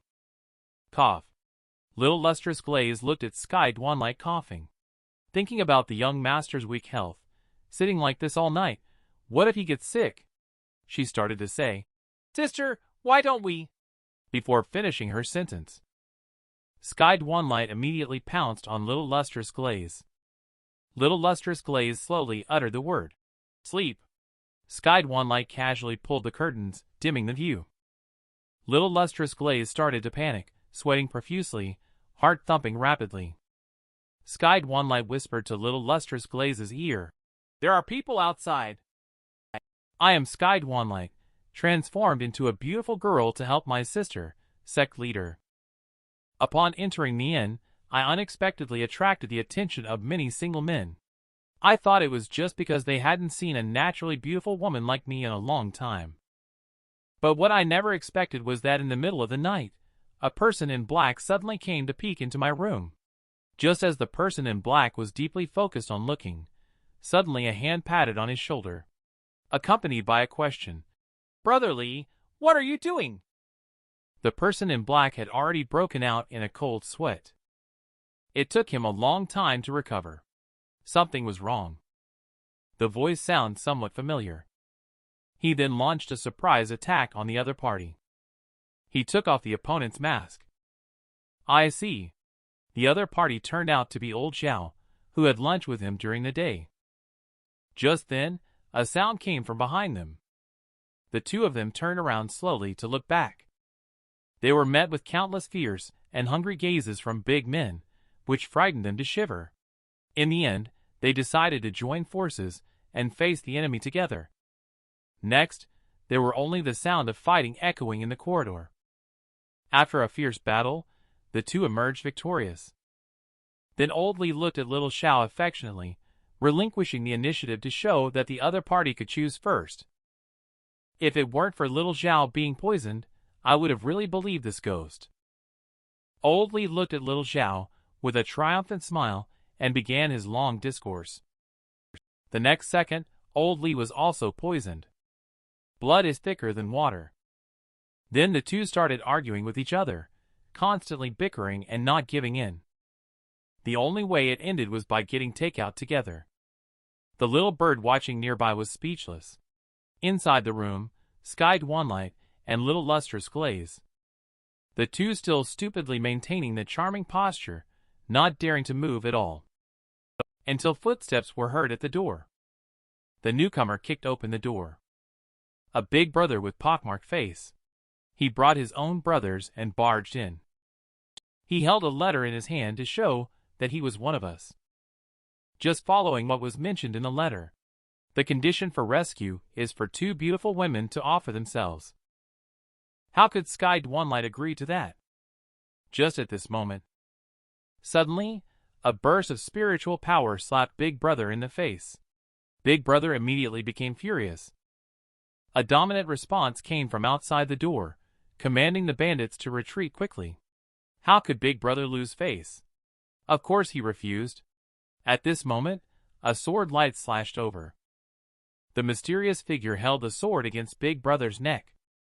As expected, Big Brother promptly backed down, shouting that they would battle another day. After saying that, Big Brother fled with his henchmen in tow.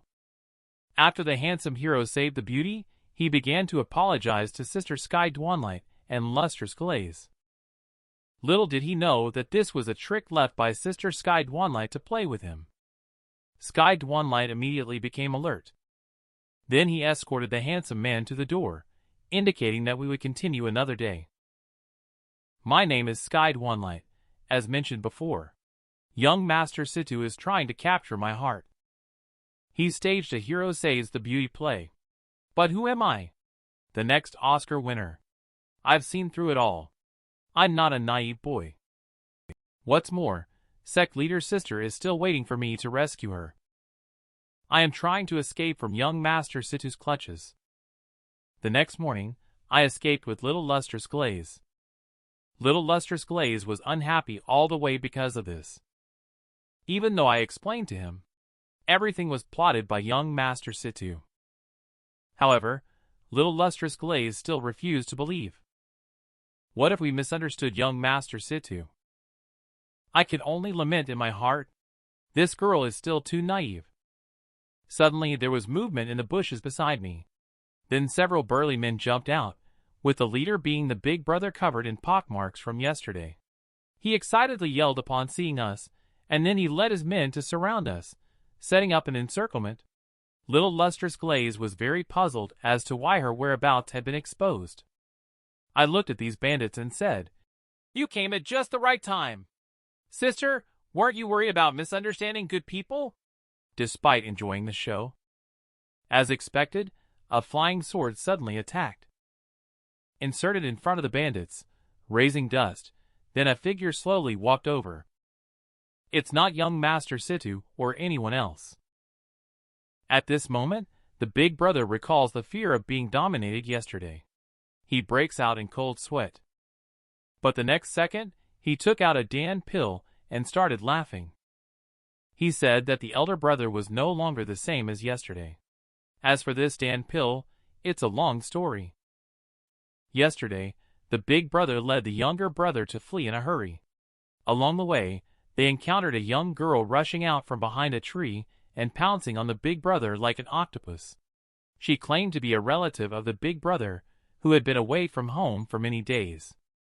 Then she gave a Dan pill to the big brother to enhance his cultivation level. The big brother, seeing the lychee-sized Dan pill and hearing the little brother's warning, was cautious of potential deceit. But the big brother is so smart, how could he not see through it? He expresses that with his high intelligence, how could the enemy use such a simple tactic? So of course he accepted it. He must have mistaken the person. The scene suddenly changed. The big brother threw the Dan pill into his mouth. He swallowed it with a gulp. He immediately felt invigorated. The taste is really good. He looked at the jester in front of him holding a sword. A punch that could shake the heavens and earth. Then he transformed into a fierce tiger and pounced towards young Master Situ. With a loud thud, young Master Situ's long sword left his hand and hit the tree. However, young Master Situ remained indifferent, looking towards Sky Dwanligh. He felt secretly pleased. She is indeed starting to worry about my safety. I didn't expect that. Sky Dwanligh was just reflecting on his desperate acting.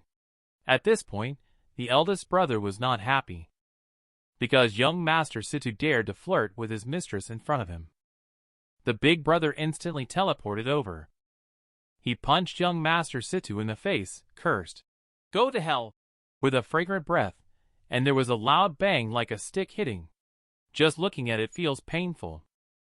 The younger brother saw the big brother so mighty and started to cheer. However, the big brother only felt a splitting headache and was very annoyed. Flattery hit the nail on the head. In the next second, the younger brother was in for a miserable experience. He was hit and sent flying out. This seems a bit intense. Sky Dwanligh's sister thought to herself like this. Young Master Situ covered his swollen face, thinking that the Dan pill had finally taken effect. This pill is called the Bursting Chi Dan pill. After taking it, although it can greatly enhance spiritual power in a short period of time, it has numerous side effects. Easily becoming enraged and irritable is just one of them. And the most terrifying part is that spiritual power is extremely prone to losing control.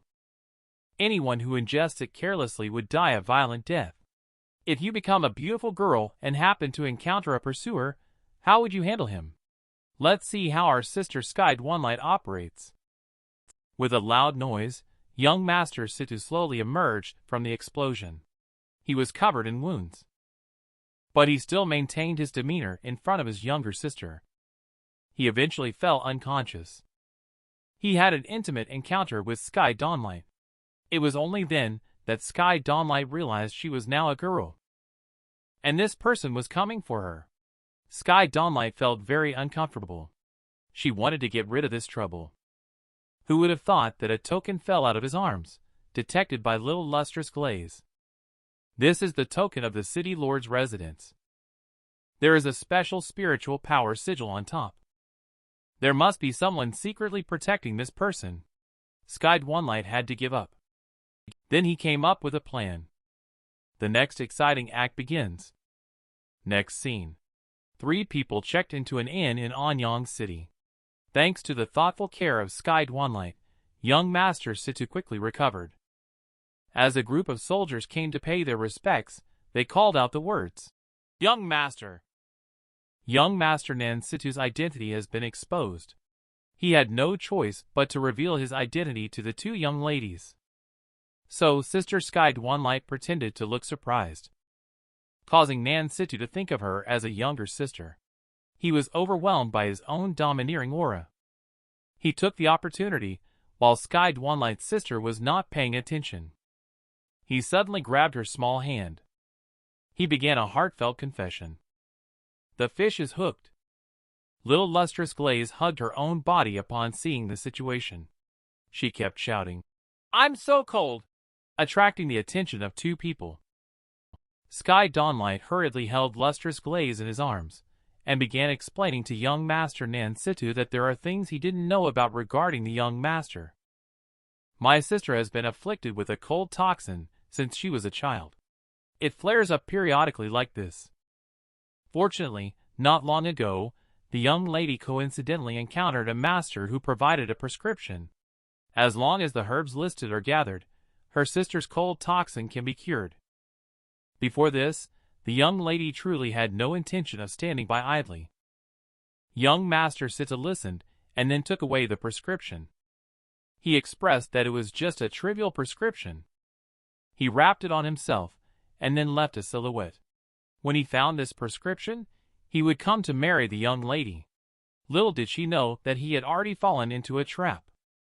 Sky Dwanligh shed tears of emotion. "Look, little lustrous glaze has a crush. It's lying in the arms of Sky Dwanligh. No matter how you call, it won't let go. Its little face is slightly red. I wonder what it's thinking. It's really becoming fond of both men and women." She made Sky Dwanligh have to call a few more times. Little lustrous glaze finally came to her senses. She was standing there with a silly smile on her face.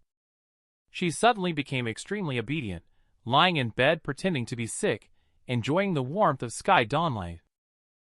The scene changes. There are crowds of people coming and going on the street, only to see Sky Dwanligh strolling down the street humming a tune, in great contentment. Perhaps it is because he has lost 2 big lumps on his chest. Walking has become much easier. Suddenly, a sharp scream came from the distance. A large crowd gathered. He approached to take a look.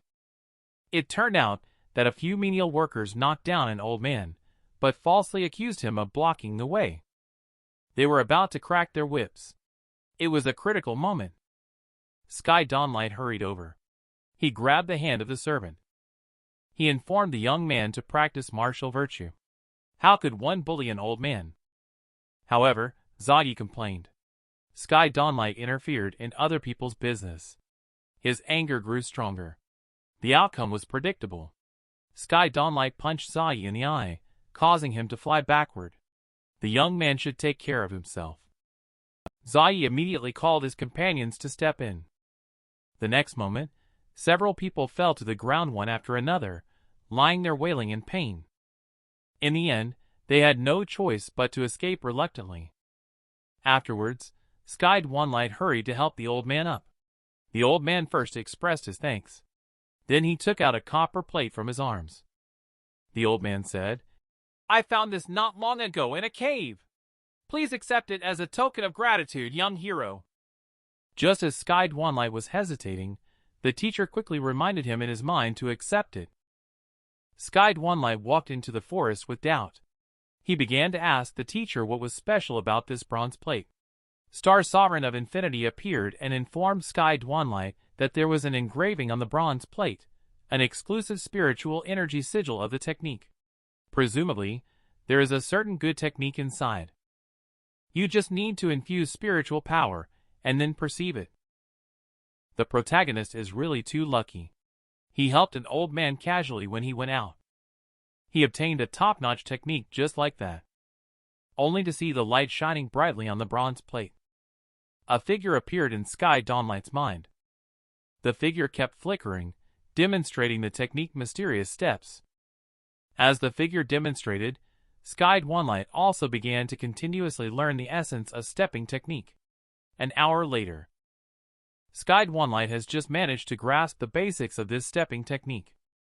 Coincidentally, the teacher informed that trouble is coming. It turns out that the group of people who bullied the old man yesterday are seeking revenge. Sky Dwanligh looked at them and thought they must be itching for a fight. He prepared to teach them a lesson. Whoever invited this group of guys also brought in a powerhouse. It almost made Sky Dwanligh cough up blood.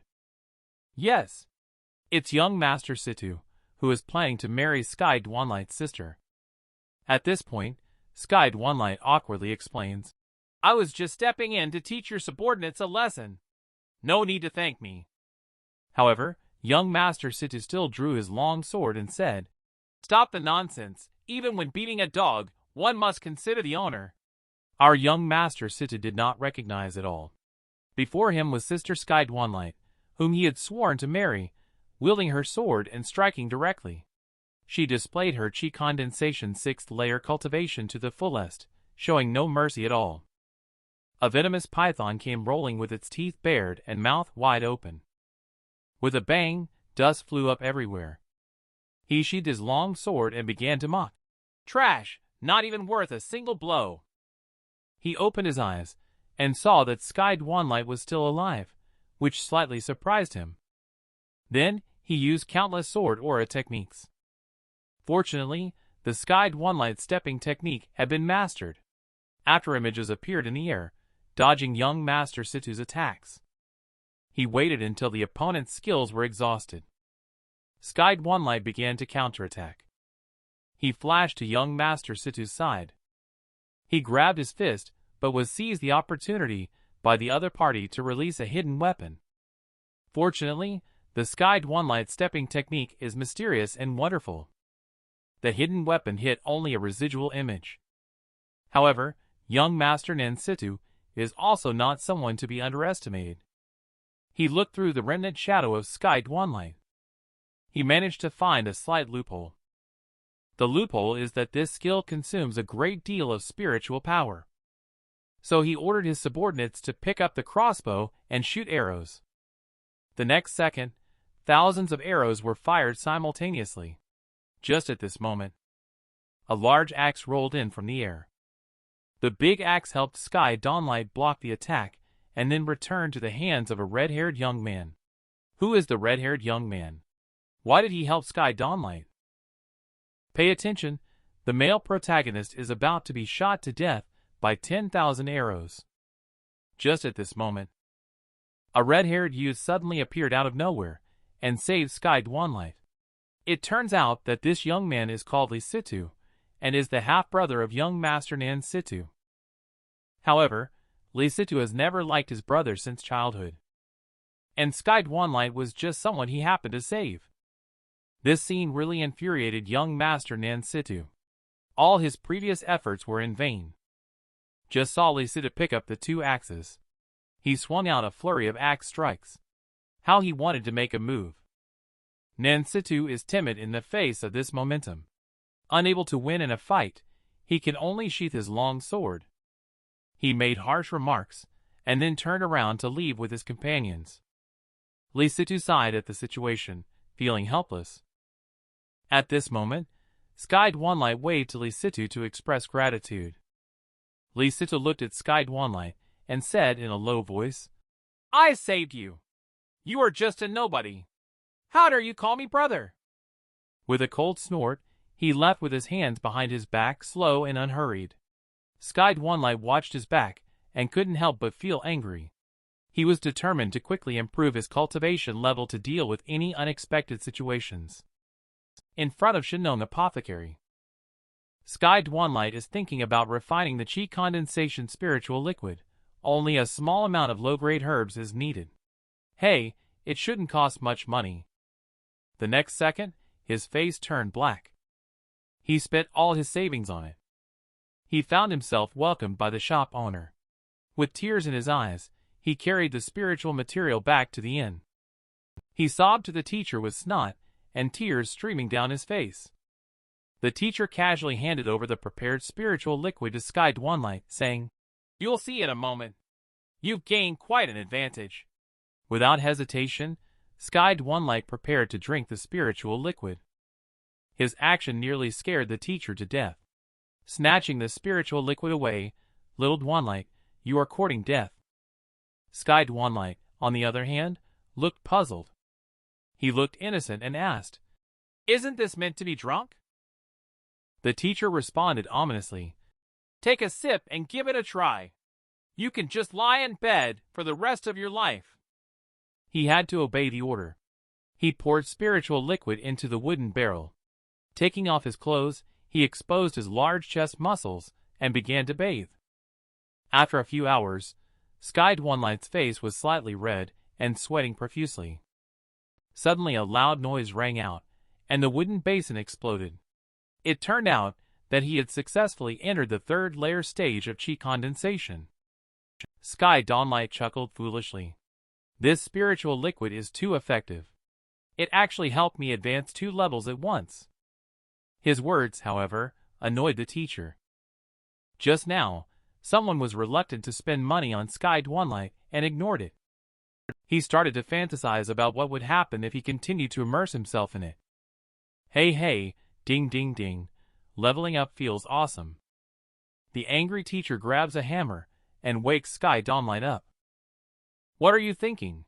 You've progressed so quickly because the stage has been stagnant for a long time. Plus, this spiritual liquid can only be used again after a certain period of time. Simply taking a bath can level up. What's the difference between this and picking peaches?" Upon awakening, Sky Dwanligh began to contemplate the information gathered from the pharmacist. He decided to go to the auction house to inquire about the rare medicinal herbs needed for his sect leader sister. "My name is Sky Dwanligh, and it seems that my luck with love is flourishing today. Just as I left the inn, I encountered a girl who was being harassed by thugs on the street. They were planning something unscrupulous. The girl refused to submit and scolded them. Surprisingly, this provoked them even further, leading them to become more aggressive. A crisis emerged. I intervened. I helped the girl out of the predicament and told those thugs to stop causing trouble and to leave quickly. The girl took the opportunity to quietly disappear. After chasing away the thugs, I ended up being the one left behind. I turned around to welcome, but all I met was a gust of wind, making me feel disheveled in the breeze. I could only sigh at the strange girl. Perhaps it's just my bad luck this year. When I hurried to the stellar auction house, I was stopped by the security guard. He asked to see my ID. An ID card costs at least 10,000 gold coins. Being poor, I naturally don't have that kind of money. But I can present items of equivalent value. But unexpectedly, the security guard was completely disbelieving. He thought I was causing trouble and immediately called for someone to deal with me. This really made me furious. Fortunately, at this moment, Master Wen Tang arrived. He told them not to be rude. He warmly asked me what I needed to mail. After the old man's tricky operation, Master Wen Tang comes to a terrifying conclusion. This spiritual liquid quality has actually reached the top grade, a level even he finds hard to achieve. I quickly stated that I have more than 1 bottle of this spiritual liquid. There are many more. Master Wen Tang immediately beamed with joy. He arranged the best auction spot for me, as well as the exclusive VIP card for the stellar auction house. Holding a magnetic card allows for unrestricted access to any sub-venue. The tax rate has been reduced from 10% to 3%. Master Wen Tang is indeed impressive. He escorted me into the auction house generously. The two gatekeepers must have realized that they have offended someone. I was just about to celebrate that I had forgotten about these two small fries. Who would have thought that Master Wintang would come back to express it? Starting tomorrow, you all just get lost straight away. It's really a sigh of relief. At this moment, on the auction stage, a charming woman in a red cheongsam is introducing the lingji mushrooms in her hands. The fitted dress showcases her body curves perfectly. It elicited admiration from the audience below. This lingji is truly white. Sky Dwanligh was shocked. Damn, these guys are really here to shop. As the camera turns, the lady on the stage, the sister. She began to introduce a newly arrived auction item. I believe everyone will be interested. This item is called Qi Condensation Spiritual Liquid, and it can significantly increase the speed of Qi condensation cultivation. After hearing about this amazing effect, the audience below expressed doubts. Can it really increase the speed of Qi condensation cultivation mirror? Is it true or not? Will there be any side effects? Just then, the beautiful lady bent over and blew a kiss to the audience. Everyone rest assured. This item has been personally appraised by Master Wintang from the auction house. It is a top-quality spiritual liquid without any side effects. With the assurance of a beautiful lady and the appraisal of a master, who can resist? The audience is entranced. The mature lady successfully achieved her goal. The mature lady then reached out her hand, indicating a starting bid of 50,000 gold coins. Intense bidding immediately broke out. 60,000, 62,000, 70,000, 70,000. Just then, a bid came in. 200,000. The scene suddenly fell silent. Looking at their shocked expressions, Lee Sidu sneered. Just a bunch of small fries. Do they really think they can compete with me? He took a sip from the crystal grape given by the maid. The goal achieved as planned. The young man tasted the grapes given by the maid. Suddenly, a bid of 210,000 startled him. Cough. Choked. He coughed hard. He turned his head to look. It turned out to be Nan Situ.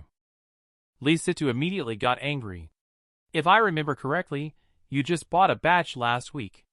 Be careful not to get sick from consuming the Dan pills used to enhance cultivation level. Nan Situ gently waved the fan to express thanks to Brother Lee Situ for his concern. I just bought them to give them to others. Lee Situ became angry. He angrily slapped the crystal worth 220,000. Nan Situ remained calm and collected. He quickly followed up with each bid increase. He watched as the other party stuck to him like a piece of toffee. Lee Situ directly showed determination by bidding 600,000. He challenged the other party to keep up. Who would have expected that Nan Situ just chuckled? He expressed that a gentleman grows in beauty as he matures. Since Brother Lee Situ likes it so much, I will not compete for it. Lee Situ was dumbfounded. I only saw the lady on the stage excitedly shouting, 600,000 once. 600,000 twice. The sound of the gavel rang out. Congratulations to Master Lee Situ for winning the bid for the Qi Condensation Spiritual Liquid. Nan Situ took advantage of the situation to provoke. Congratulations to Brother Lee Situ. Lee Situ is furious. He is boiling with anger and on the verge of making a move. At this moment, a voice resonated throughout the building, intimidating everyone present. Please abide by the rules of the auction house, it said. A man in black appeared behind Lee Situ. He had no choice but to obediently sit back in his original seat. A maid brought fruits to comfort him. On the contrary, at this moment, Sky Dwanligh's heart bloomed with joy. Thanks to this assistance, the price unexpectedly turned out to be much higher than expected. The camera turned, and the mature woman began to explain the next item. It is said that this item comes from the relics of a fallen powerful individual. If one can unravel its mysteries, it is certain to reap endless rewards. A scroll inside a box emitted a dazzling light. At this moment, the grandfather quickly reminded Sky Dwanligh that the scroll contained the aura of my spiritual power. You must buy it. Sky Dwanligh fell into deep thought for a moment. He turned his head to look at the other buyers around him. But to his surprise, he sighed, a disappointed look on his face. Through inquiring, it was learned that treasures like these are all left behind by the strong with a spiritual power sigil. Ordinary people simply cannot break it. If the spiritual energy sigil cannot be decoded, wouldn't buying it back be as useless as a piece of paper? Sky Dwanligh is delighted. This time it seems like he's going to make a big profit. Can you believe that he dared to buy the scroll at this auction? There was even a girl from a different clan to see him off. Who wouldn't like such a good thing? Sure enough, the audience below the stage erupted in excitement. One by one, they all exclaimed in surprise. However, Sky Dwanligh did not expect it at all. Here, even people could be listed as auction items. This is troublesome. It seems that we have to make use of the pawn again. At this time, the lady on the stage saw the amazing effect. Called out the starting bid of 3,000 gold coins. Buyers below bid one after another, with prices ranging from 6,000 to 8,000 to 10,000. Looking at the maiden in the cage, Lysitta pursed his lips. Can't help but think that all the girls around have been played enough. Try something new. Nansittu is a hypocrite. He has always cared about his own image. I presume he won't compete with his big brother. He quotes 100,000. The image of a girl serving immediately flashed through his mind. He chuckled foolishly. However, a bid shattered Lysittu's fantasy. His face immediately darkened. He angrily said, "Who is the blind one again?" He turned his head and saw a person staring closely at Nansittu without leaving an inch. He thought to himself that these two people were exchanging meaningful glances. Could it be a deception? Then he had a sudden inspiration. I know now. This kid must be a plant sent by Nansittu. Bro won't fall into the same trap twice. So he walked straight to Nansittu with a mysterious confidence. He joked, "I didn't expect young Master Sittu couldn't let go of his dignity like this. Even the girl he secretly admires, he has to send someone secretly to buy for him." Nansittu immediately became embarrassed and couldn't keep a straight face, saying not to talk nonsense. Lysittu quickly waved his hand to indicate it was nothing. "It's your turn this time, brother." Nansittu's face immediately stiffened. It means not to talk nonsense.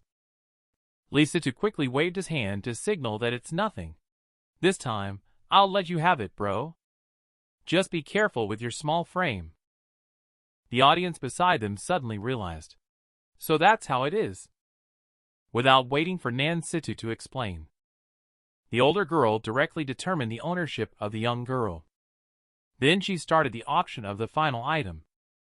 However, what disappointed Sky Dwanligh was, the auction item is a spiritual technique called Furious Hymn. It has absolutely nothing to do with medicinal herbs. Wait until he asks Master Win Tang later. He only learned that the medicinal herbs had been bought by someone. Because the medicinal herbs were snatched, Sky Dwanligh was full of confusion. He wanted to ask Nansittu. He remembered that he still had to transform into a girl. He couldn't help but feel embarrassed for a moment. Just then, the girl spoke. "Sir, are you taking me home now?" Sky Dwanligh hesitated for a moment. "Oh no, I forgot about her." He quickly helped the girl unlock the shackles.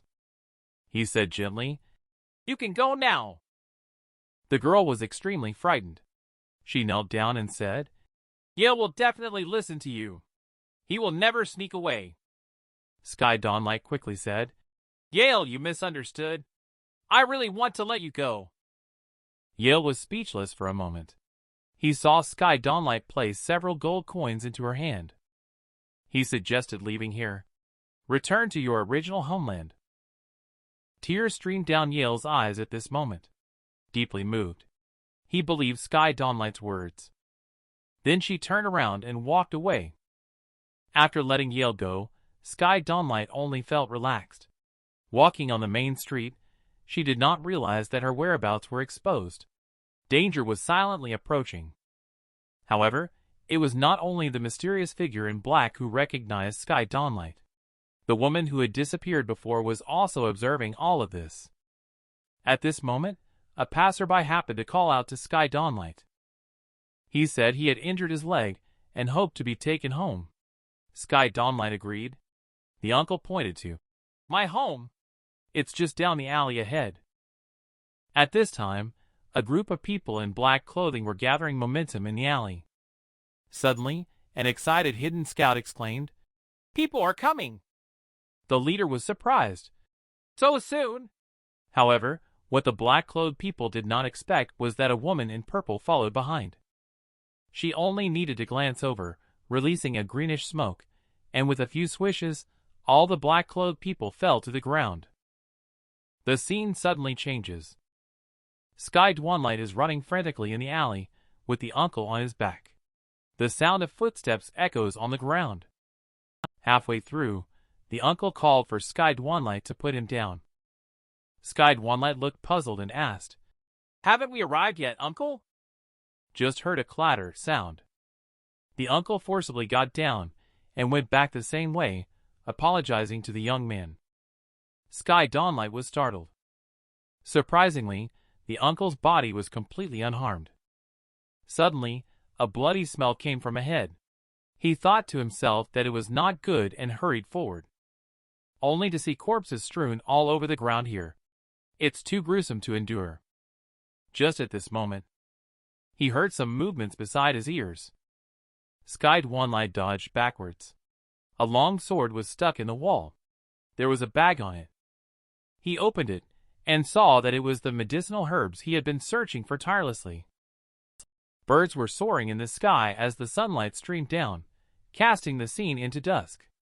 Meanwhile, Sky Dwanligh was still immersed in the joy of obtaining the medicinal herbs.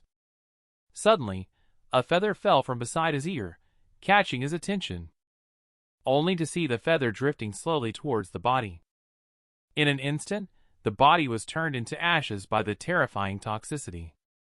Sky Dwanligh began to ponder what had happened. Judging from the elderly man who had just escaped, it seems that these people had originally planned to ambush me here.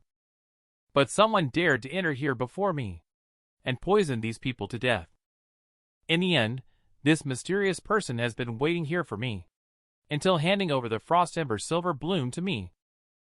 The only person who knew that I needed the medicinal herbs was sect leader sister, Master Wen Tang from the Lustrous Glaze Auction House. Nan Situ and Yale is the most likely person among them.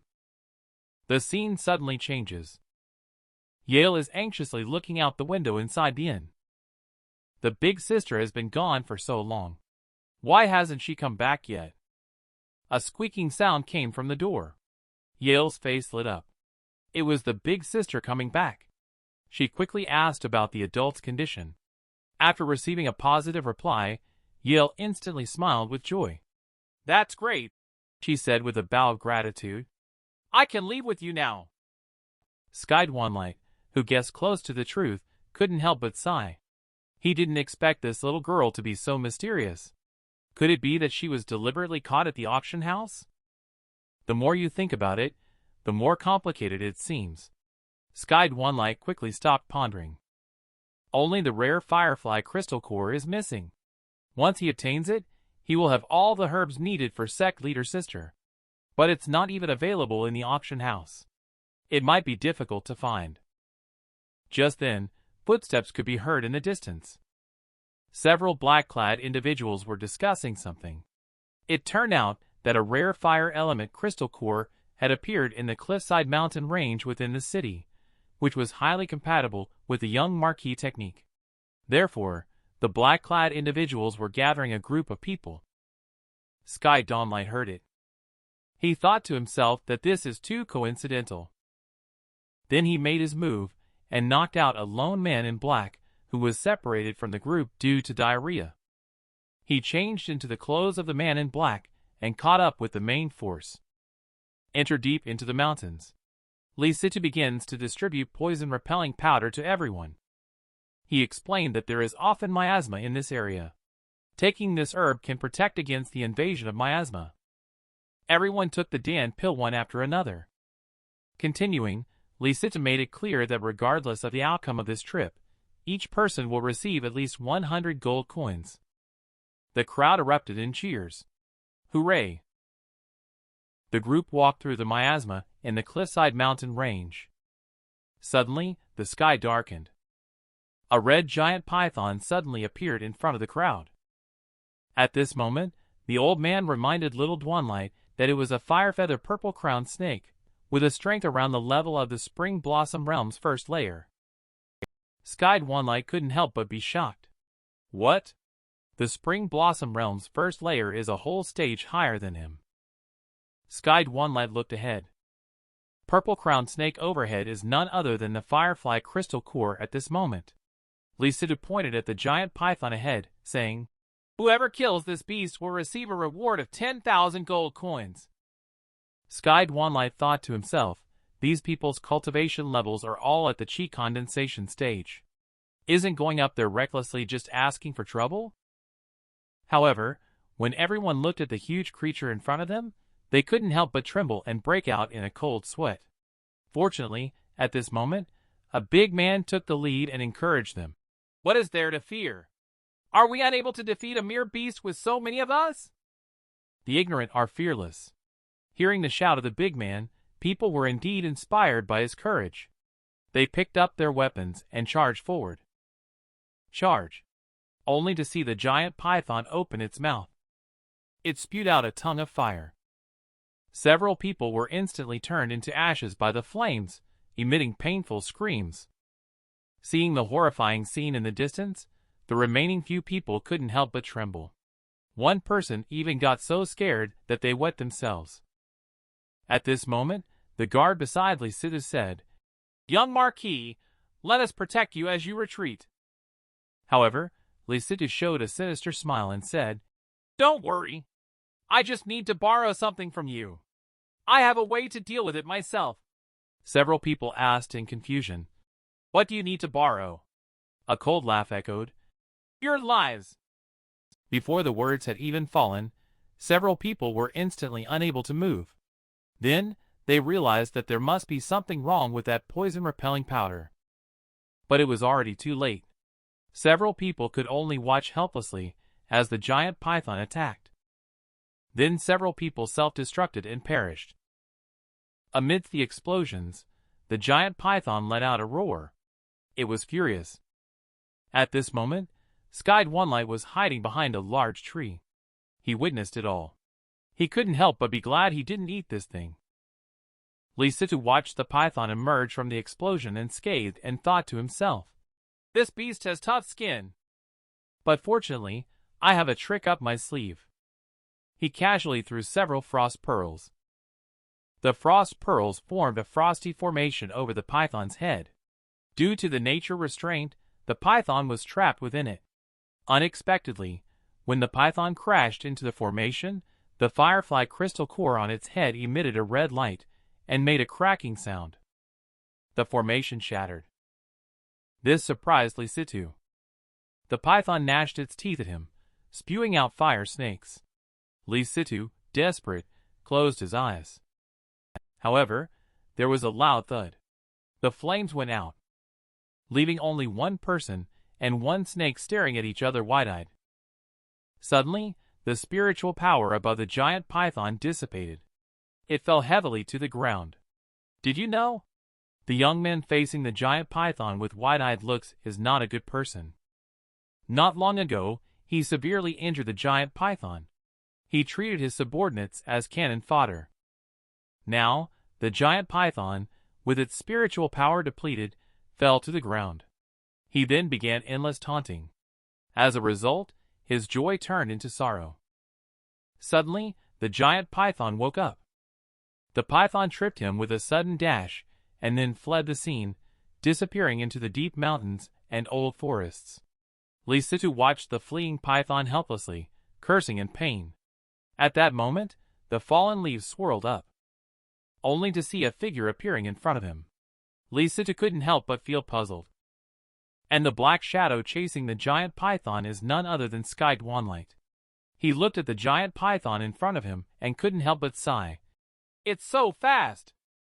Just at that moment, the giant python mysteriously disappeared, only to hear rustling sounds around him. Fortunately, Sky Dwanligh sensed the killing intent. A python sneak attack from behind Sky Dwanligh. He used the stepping technique shift and swap. He avoided the giant snake's attack after a long chase. The snake was heavily injured and starting to tire out. Sky Dwanligh took this opportunity to quickly condense his spiritual power. He used his ultimate move. Just as a beam of light sword appeared, he struck with 3 simultaneous attacks, splitting into countless ones. Not able to examine closely yet, the sword light has arrived, hitting the giant python everywhere on its body. A loud noise followed. The giant python let out a heartbreaking cry and was split in half. Sky Dwanligh put away the lightsaber and dropped heavily to the ground. He then took off the crystal core and held it in his hand. At this moment, a strange phenomenon occurred in the groove at the head of the giant python. A stream of venom sprayed towards Sky Dwanligh. Sky Dwanligh was caught off guard. The venom entered the body. The crystal core fell from the hands. Due to poisoning, Sky Dwanligh's entire body was paralyzed by the venom. The spiritual power cannot be used either. At this moment, shouts could be heard in the distance. Lee Sidu caught up. At this critical moment, what should we do next? Continuation from previous paragraph. Sky Dwanligh is poisoned and unable to move. And at this moment, his enemies caught up. How should he respond to this? The answer is, of course, seduction. Indeed, men often think with their lower body. Lee Situ saw a charming girl in front of him. He immediately lost control and couldn't restrain himself. He was casually tricked by the girl with the excuse of getting lost while mushroom picking in the mountains. He asked the girl if she had seen anyone else passing by. After listening, the girl gently responded, I've been hiding here all along. There was a masked person outside fighting a giant snake. In the end, it seems like they both perished together. Lee Situ listened carefully. He didn't doubt the girl's words. He began sensing the nearby fire elements. At this moment, Sky Dwanligh took out the firefly crystal core from the 2 hills. He said to Lee Situ, Are you looking for this strange thing? Lee Situ's mouth watered immediately upon seeing it. Yes, that's it. After obtaining the crystal core, Lee Situ also has no intention of letting go of the beauty in front of him. He invited her to come home for treatment. Sky Dwanligh was pleased with the situation. Naturally, she agreed. After speaking, she revealed a shy expression. So Lee Situ took advantage of the opportunity while the beauty was injured. He thought to himself that he not only got the beauty but also picked up a crystal core, this time indeed making a fortune. In just a few days at Lee Situ Manor, Sky Dwanligh quickly gained enough favor from Lee Situ. In the evening, the 2 of them were drinking by the lake, singing and enjoying the gentle breeze. Suddenly, Sky Dwanligh started to sigh, which surprised Lee Situ. He quickly hugged his sister, Sky Dwanligh, and asked about her condition. Did someone bully you in the mansion? He only saw his younger sister shake her head. The girl shed tears. At this moment, Lee Situ displayed a manly demeanor. Sister, tell me, what's the matter? Brother will definitely help you sort it out. I am grateful for the young master's care, living a comfortable life. But my poor sister is all alone and helpless. Upon hearing this, Lee Situ was delighted. You have another sister? Why don't you bring her to live together with us? Continuing, Sky Dwanligh revealed in distress. To be honest, my sister has contracted a strange illness. Fortunately, a great healer helped her barely hold onto her life. Now, she is still missing a medicine called Firefly Crystal Core to be fully cured. Understood. Lee Situ hesitated. After all, this thing requires cultivation of his own. He awkwardly said, Quickly bring my younger sister here. I will arrange for the best doctor to treat her. Sky Dwanligh's sister is indeed considerate. She no longer mentioned this matter. He gave Lee Situ a big hug directly. Lee Situ was floating. Sky Dwanligh is poisoned. He had to transform into a mature woman to seduce Lee Situ. And at this time, young Master Nan Situ was still in the room, painting a portrait of the girl he missed day and night, unaware that there was already a vast green grassland on his head. He found out from his subordinates that the medicinal materials were still not all gathered. He even cursed angrily, feeling extremely unlucky. This scene truly scared his subordinates, who quickly knelt down on the ground apologizing repeatedly. Just at that moment, another subordinate came to report. It turned out that Miss Sky Dwanligh had asked to meet him. Nan Situ looked at the portrait, his face contorted. He thought, "No matter what is said this time, I must make you give in to me." In the end, Nan Situ behaved quietly, sipping on wine. He inquired if Miss Sky Dwanligh had any urgent matters to discuss with him. Miss Sky Dwanligh expressed that since knowing young master, he has always taken great care of her. Nan Situ was overjoyed by this. However, Nan Situ then insincerely said that he was unable to find all the necessary medicinal herbs.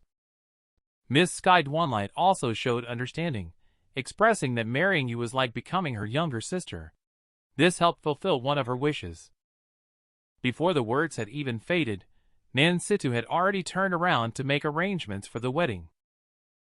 Unfortunately, the scene of the two meeting privately was spotted by the hidden scout sent by Lee Situ. The hidden scout quickly reported the incident.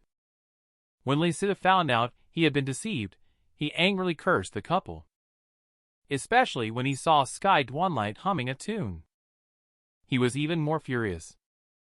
At that moment, Sky Dwanligh burst into tears. With a sorrowful expression he said, "I never thought that in brotherly Situ's heart I would be seen as such a ruthless person. I eventually made a mistake." Seeing Sky Dwanligh so sad, Lee Situ panicked. He quickly asked what the relationship was between him and Nan Situ, that little white-faced man. Miss Sky Dwanligh approached slowly. Nan Situ had been involved with her for a long time. This time, "I don't know how he found out about my sister's illness. He said he could cure her. But the condition is that I marry him. Although I know he has malicious intentions, for the sake of my poor sister, I have no choice but to sacrifice myself to the wolf. After my sister is saved, I entrust her to brotherly Situ for you to take care of. My impure self is not worthy of living in this world. Farewell, brotherly Situ. We will meet again in the next life." The young man lacks experience after all. Although he is ruthless, he is still overwhelmed by this acting skill. He grabs Miss Sky Dwanligh, who wants to commit suicide. He hesitated for a long time. Then he fumbled and took out a letter hesitantly. "Isn't this just a crystal core? Here you go." After Lee Situ listened to Miss Sky Dwanligh's tragic life story, there was also a poor sister waiting for him to save. Lee Situ couldn't bear to see the beauty meet such an unfortunate end. He hesitantly took out the firefly crystal core. Miss Sky Dwanligh looked at the crystal core in Lee Situ's hand with an incredibly surprised expression. Isn't this the same thing she picked up earlier? Upon hearing Miss Sky Dwanligh's question, Lee Situ couldn't help but feel embarrassed. He falsely claimed that he didn't know what the item was either before having it appraised by someone, only to discover that it was indeed the crystal core she was looking for. After Miss Sky Dwanligh received the crystal core, she repeatedly expressed her gratitude and immediately decided to bring her sister over so that her sister could personally express her thanks. Lee Situ thought to himself that now his sister probably idolized him. He even fantasized about the beautiful scene of him and Miss Sky Dwanligh serving together. He quickly urged Miss Sky Dwanligh to go pick up her younger sister. She hurried out of Lee Situ Manor. Miss Sky Dwanligh was planning to make a quick getaway. To his surprise, he had been waiting for Lustrous Glaze's message for a long time. He went back to the inn to look for her. As a result, he bumped into Nan Situ head-on. It turned out that Nan Situ had returned to the inn for some reason. Upon seeing the lively Lustrous Glaze, and after some questioning, he revealed the plan for both of them to run away. Nansito looked at the panicked Miss Sky Dwanligh and asked, "It seems like Miss Sky Dwanligh is not very welcoming to me." Miss Sky Dwanligh immediately shook her head.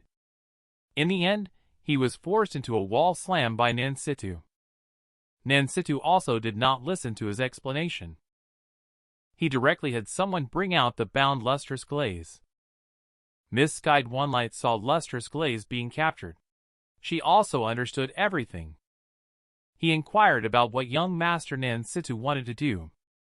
After a series of negotiations between the two parties, it was ultimately agreed that lustrous glaze would be released on the condition that Miss Sky Dwanligh marries him. Young Master Nansito is indeed straightforward. He quickly ordered the servants to release lustrous glaze, and then invited Miss Sky Dwanligh into the mansion. The next day was a day of great joy at the city lord's residence. Young Master Nansito tied up Miss Sky Dwanligh tightly to prevent her from escaping again. Looking at the beauty in front of him, Nansito couldn't help but exclaim that he had finally waited for this day. Then he started to take off his clothes. He said he would take good care of Miss Sky Dwanligh. Due to the news that Miss Sky Dwanligh was preparing to run away, it was accidentally leaked by lustrous glaze. Miss Sky Dwanligh was arrested. In order to let her sister escape, Miss Sky Dwanligh decided to marry Nansito as a condition for releasing her sister. On the auspicious day, when young Master Nansito approached, Miss Sky Dwanligh was dizzy from his masculine pheromones. Although she warned young Master Nansito repeatedly not to mess around. But young Master Nansito had already been blinded by beauty. How could he be willing to give up easily? Just as Nansito was about to make his move, a sudden change occurred, and he suddenly looked up. What he saw was a man. He was instantly scared stiff. He quickly took a few steps back. At this moment, the door was suddenly pushed open. It turned out that Nansito had brought people to come to the rescue. But he was stunned by the scene before his eyes. At that moment, Sky Dwanligh called for Nansito's brother-in-law to save him. Nansito was taken aback at first. He looked around, but no one acknowledged it. It was only then that he realized he was being called. He quickly helped the beautiful woman untie the ropes. However, he obtained it from Sky Dwanligh. But it was already the tragic ending for the beauty. Nansito immediately became angry. He picked up the double axes and chopped towards young Master Nansito. He planned to avenge him. Young Master Nansito quickly took up his sword to defend himself. He explained repeatedly that those two were accomplices. "You have been deceived." However, at this moment, Nansito's mind was clouded with anger. How could he easily believe it? In the end, Nansito had a slight advantage in cultivation level. He broke through young Master Nansito's defense. Just as the long sword in young Master Nansito's hand left his grip, it landed heavily on the wall behind. Just as young Master Nansito was about to be killed by Nansito, at this critical moment, a palm stood upright in front of Nansito to block the attack. The guards hastily took this opportunity to pull young Master Nansito away. It turned out that the lord of the city arrived just in time. Only then did he stop this tragic scene of brotherly strife. Nansito just arrived at the wedding scene. The news received, however, was that Miss Sky Dwanligh had been murdered. He angrily made a move against Nansito.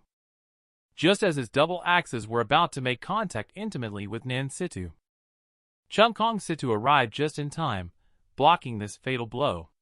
At this moment, Nansito looked at the savior in front of her excitedly and cried out, "Dad!" Nansito, who knew that his son had almost been killed by Nansito. He released the spiritual power chain without a word and restrained Nansito's group, showing clear intentions of standing up for his son. This move of bullying the weak with strength made Nansito furious, and he quickly brought up his own father, accusing old thief Situ. Nansito heard Nansito's threat. He snorted coldly, and then loosened his grip, throwing several people down. He turned around and pointed the spear at Sky Dwanligh, who had no background. The two of them provoked a furious curse from Nansito. At this time, Sky Dwanligh was already dealing with the old thief Situ. Under the imposing spiritual power of the mystic Jade stage, he became unable to move and had to rely on lustrous glaze to avoid falling down in the crisis. Sky Dwanligh had to rely on the laws of Anyang City, hoping to make the old thief wary. Unexpectedly, the old thief just sneered, condensed a huge palm of spiritual power, and claimed that he was the law in Anyang City. Faced with the giant palm of the city's lord, lustrous glaze quickly stood in front of Sky Dwanligh. The giant palm struck towards lustrous glaze and left a palm print on the wall. When lustrous glaze opened his eyes again, she found herself lying in the arms of Sky Dwanligh. It turns out that Sky Dwanligh used the stepping technique to break free from the spiritual pressure. The two didn't have a chance to continue their conversation. Another wave of attacks is flying towards Sky Dwanligh. At this time, Sky Dwanligh quickly hugged lustrous glaze. He used his stepping technique to dodge the waves of attacks from the old thief. The old thief saw that this person could dodge his golden monument palm unscathed with his mysterious stepping technique. In addition, he adopted a posture with Sky Dwanligh as if he was about to strike back. Chungkong Situ mistakenly believed that this person was actually a hidden master. He quickly used his best move and waited to attack. I never expected that Sky Dwanligh would take the opportunity to sneak away, leaving the old thief flustered in the wind. Seeing Sky Dwanligh escape, Lee Situ joyfully shouted for her brother-in-law to leave his address so she could find him. The first thing he saw when he woke up was his younger sister rushing into his arms. The feeling was simply wonderful. Faced with the enthusiasm of his younger sister, Sky Dwanligh quickly changed the subject and asked what had happened after the two of them escaped from the city lord's residence. At this point, lustrous glaze had no choice but to reluctantly let go. She explained that on that day, young master rushed with her all the way back to the sect. However, he fainted due to overexertion of spiritual power shortly after returning. Fortunately, the sect leader intervened in time to save young master. Upon hearing that it was sect leader who saved Sky Dwanligh, joy filled her heart. Lustrous glaze, after finishing telling the whole story, picked up the basin that had fallen on the ground. She did not disturb Sky Dwanligh any longer to let him rest. She then left the room. Lustrous glaze had just left when the old man came out to tease Sky Dwanligh about his trip to Anyang City. His luck with peach blossoms was not too bad. Upon hearing this, Sky Dwanligh expressed his grievance, saying that the master had finally decided to show up after fishing for so long. At this point, the old man felt embarrassed. He patted Sky Dwanligh's head and said that he was just trying to train him. After all, he had just had a care session done last time. It would be quite troublesome to have another one after getting into a fight. The old man's true thoughts were revealed in his eyes. Grandpa hurriedly shouted, "Don't worry about those details. Here's the good news and bad news. Which one do you want to hear first?" Sky Dwanligh scratched the corner of his mouth, indicating that the apprentice had been unlucky enough recently. Let's start with the good news instead. The teacher has already unlocked the spiritual power sigil on the scroll, which records a clue to a great treasure of the teacher. Sky Dwanligh then asked about the bad news. The old man's expression froze for a moment. He quickly said, "The bad news is that my memory of this treasure is fragmented. I need to find the remaining parts to confirm the location of the treasure." These words momentarily left Sky Dwanligh speechless. The next morning, Sky Dwanligh's injuries had already healed. He walked out of the room, worrying about how well sect leader sister's frost venom was treated. However, when he arrived at sect leader's bedroom, after calling out for a round, there was no response. It was only then that Sky Dwanligh noticed that a thin layer of ice had formed on the ground. A chill swept over him. He felt a sense of impending danger. He quickly pushed open the door. At this time, sect leader's sister had already been covered all over by frost venom. In imminent danger. What should we do? A girl rushes into the male protagonist's arms. But she was ruthlessly pushed away by him. What on earth is going on? Just now, Lunar Robe White was treating Frost Venom.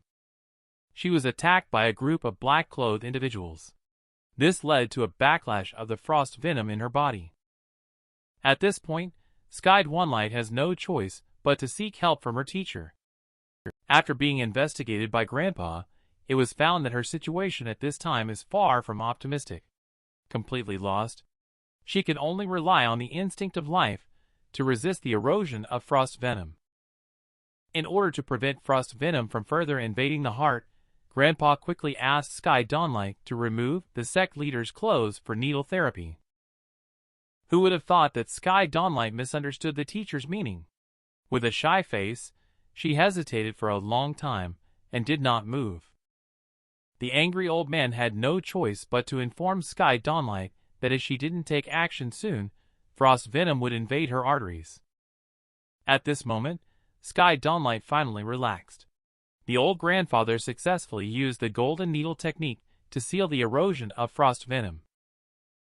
However, just as Sky Dwanligh, sweating profusely, awaited the next guidance from the teacher, sect leader's sister felt extremely cold. She quickly embraced Sky Dwanligh. Little did she expect to embrace warm jade. Sky Dwanligh's initial reaction wasn't to embrace, but to quickly push away. What a major misunderstanding. If it were me, I would definitely have. Back to the comic. Luckily, the old man reminded them in time. The positive yang energy on Sky Dwanligh's body can accelerate the expulsion of frost venom from her body. The sect leader's sister avoided falling victim to the poison. In the room, only Grandpa's hands condensed two types of extreme flames.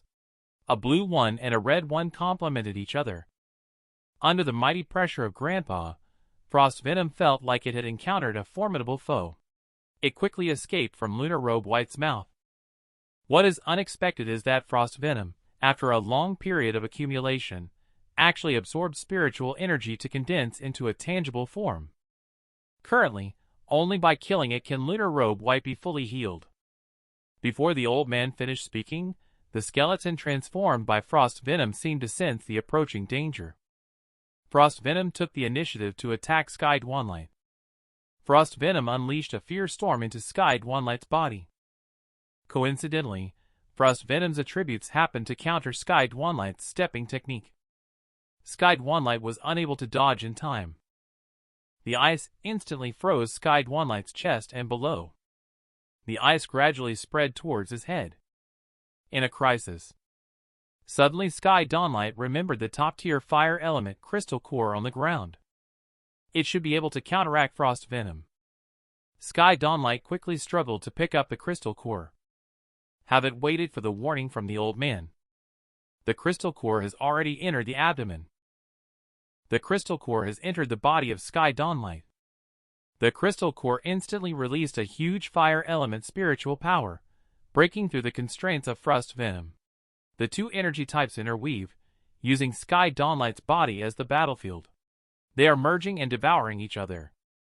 In the end, with a loud noise, this energy transformed into a massive energy storm emitted from the body.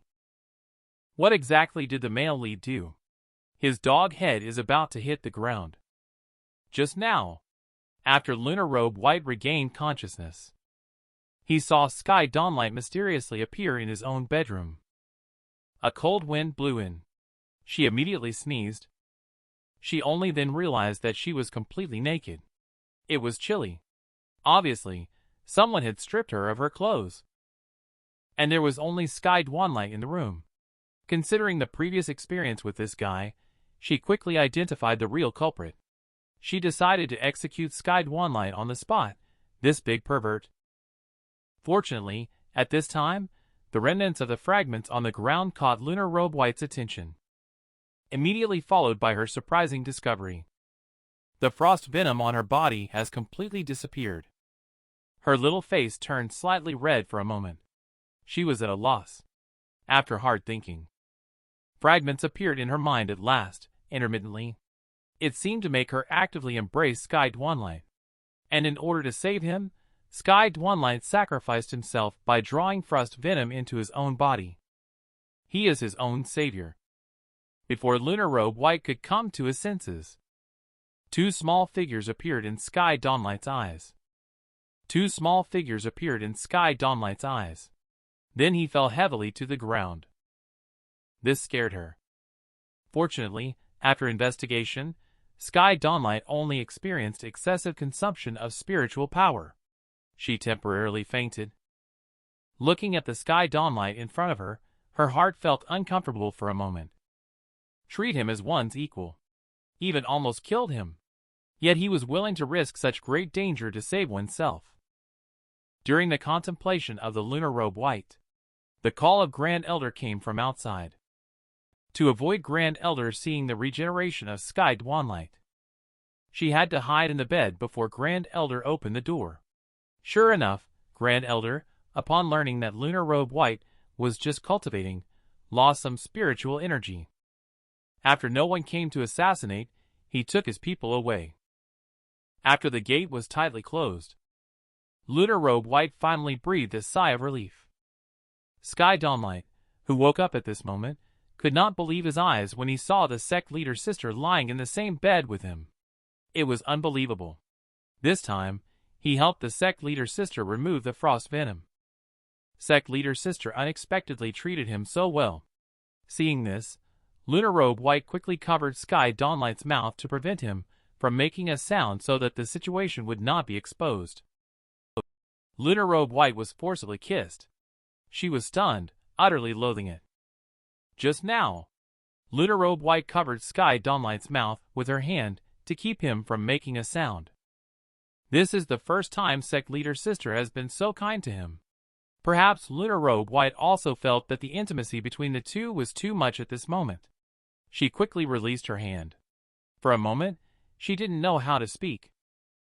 Fortunately, at this moment, Sky Dwanligh broke the silence. He looked like he understood everything, but what he said next was even more astonishing. He said that he wanted to take responsibility for her. Upon hearing him say he would take responsibility, Lunar Robe White's face was full of bewilderment.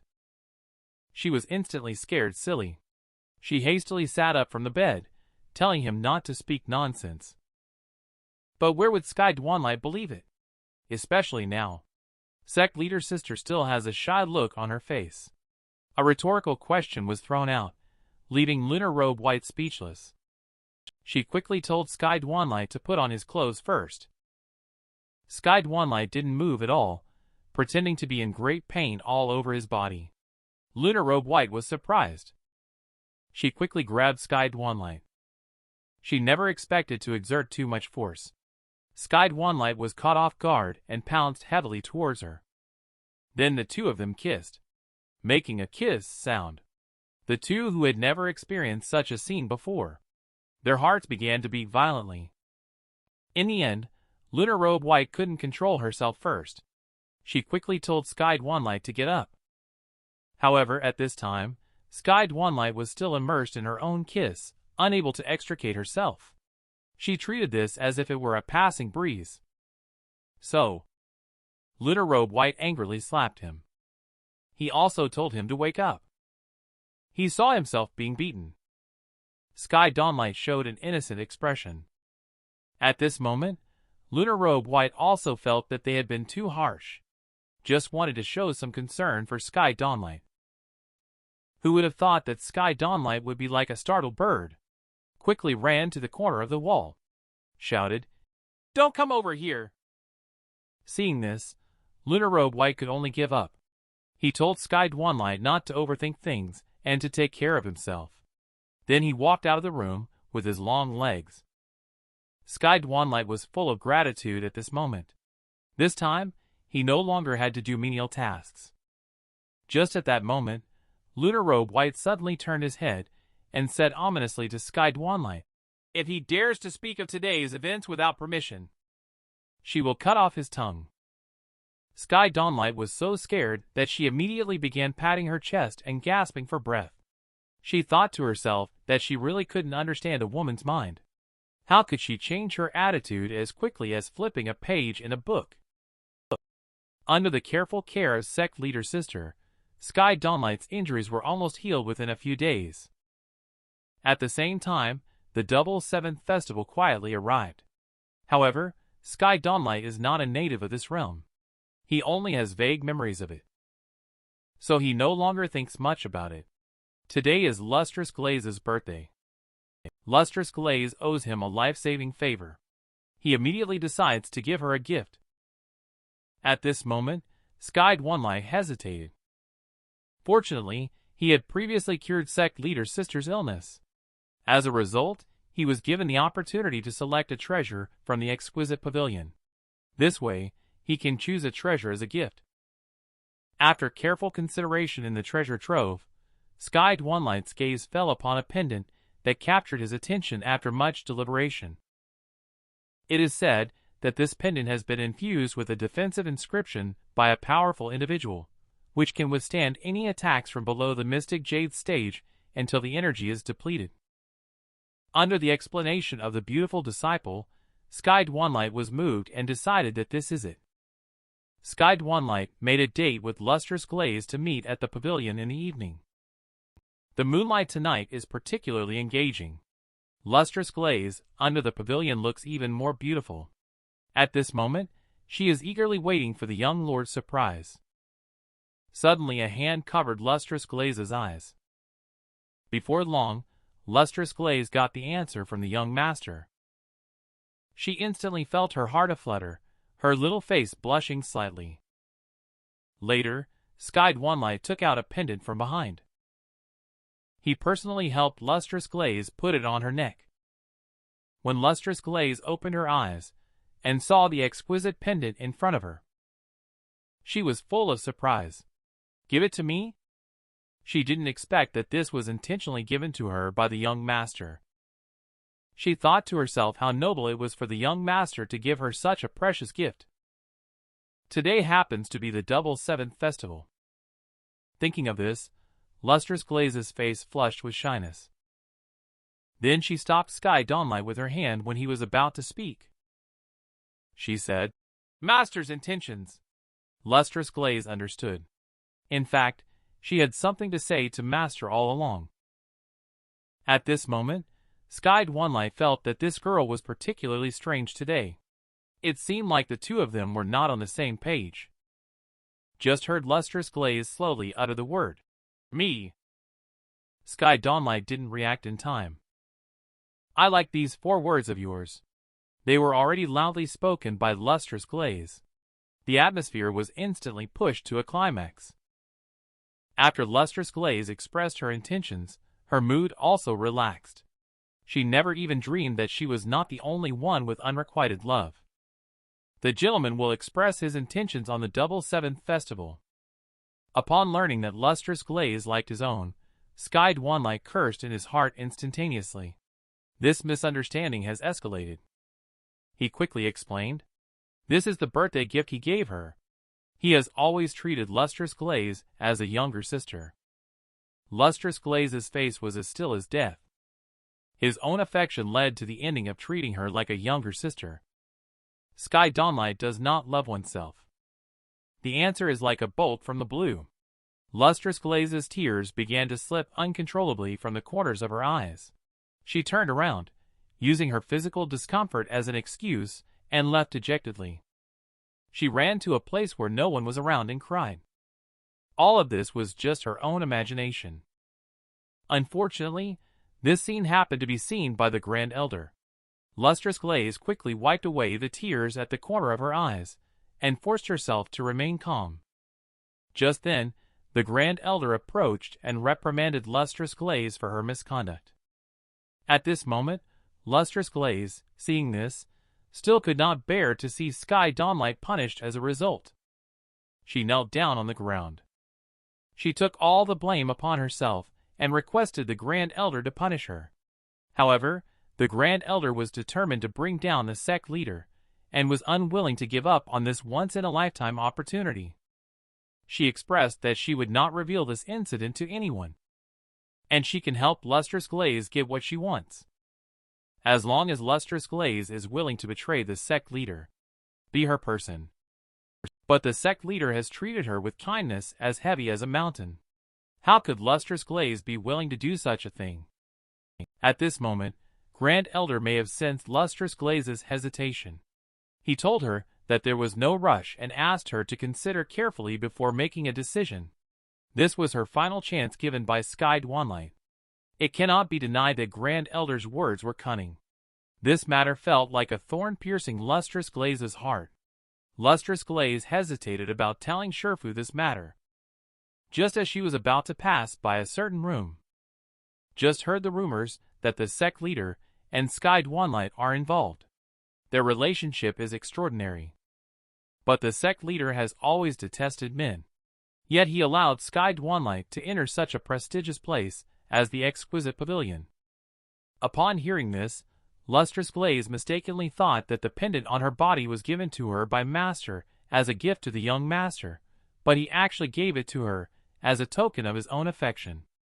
Just then, the two outer sect disciples saw Lustrous Glaze hastily deny criticizing the sect leader, saying she had only heard it from Senior Sister Zhou. Watching the two hastily depart, Lustrous Glaze continued on to the sect leader's bedroom. Lustrous Glaze continued on to the sect leader's bedroom. In the past, at this time, the Shifu would inspect her technique. Unexpectedly, she received news that the sect leader was not present. So she decided to go to Sky Dwanligh's room to apologize for leaving without saying goodbye yesterday. Upon arriving at the door, she heard the voices of Shifu and the young master. Opening the door slightly, she saw the two of them sitting cross-legged in front of the bed, about to take off their clothes.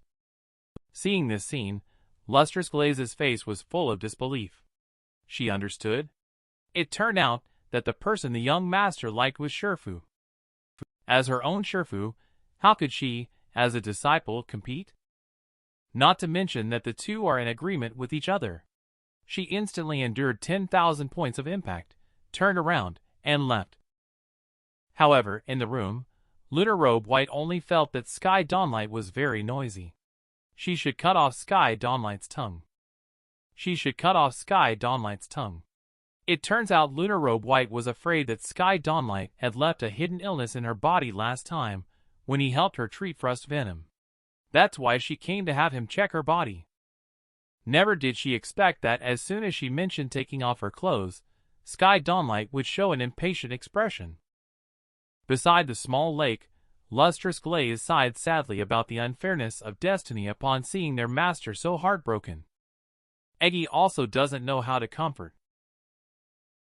At a loss for what to do. Just at that moment, a sudden strange voice came, saying, "What's the use of crying? Can it solve the problem? When you see Lustrous Glaze, look for its lineup."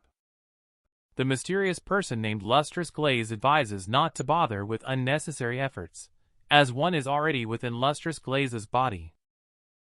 Suddenly, a black hole appeared abruptly beneath Lustrous Glaze's feet. In Eggy's frightened gaze, it could only watch helplessly as Lustrous Glaze was gradually consumed by the black hole. It was powerless. Eggy was very bewildered.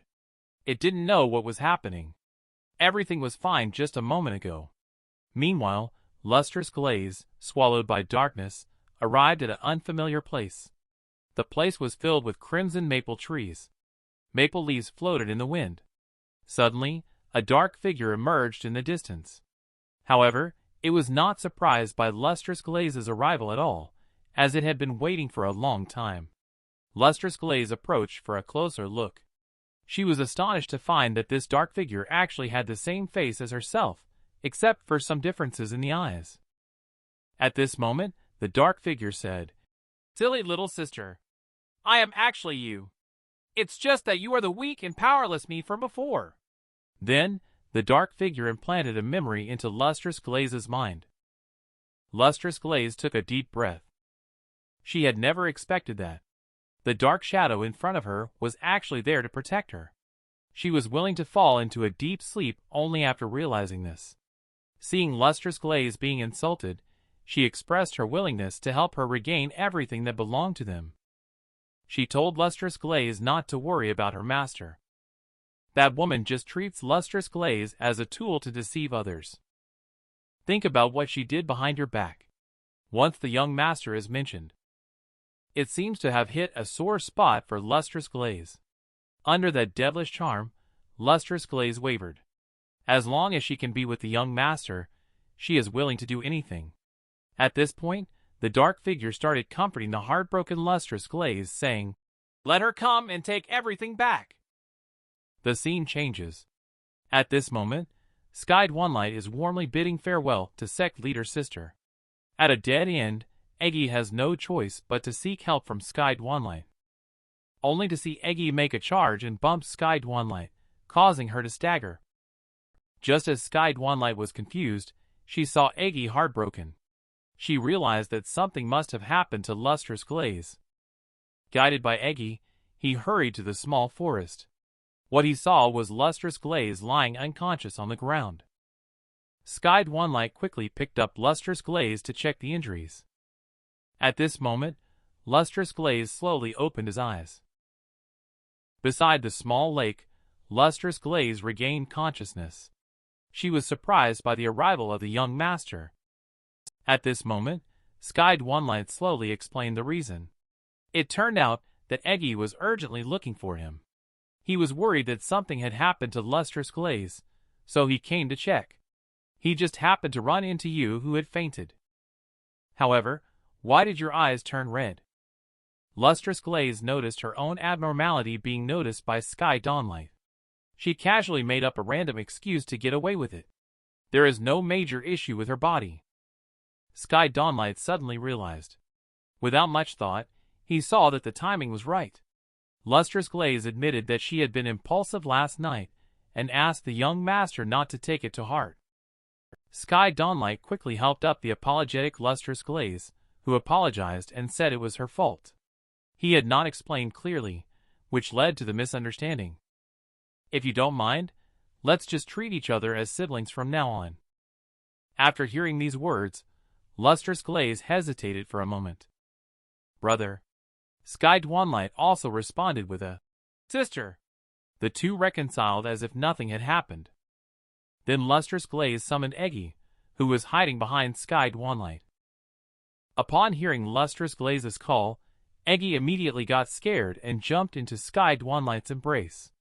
It should be noted that Eggy was able to perceive beings such as the Star Sovereign of Infinity before.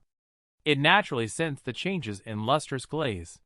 It wondered why its master had become unfamiliar.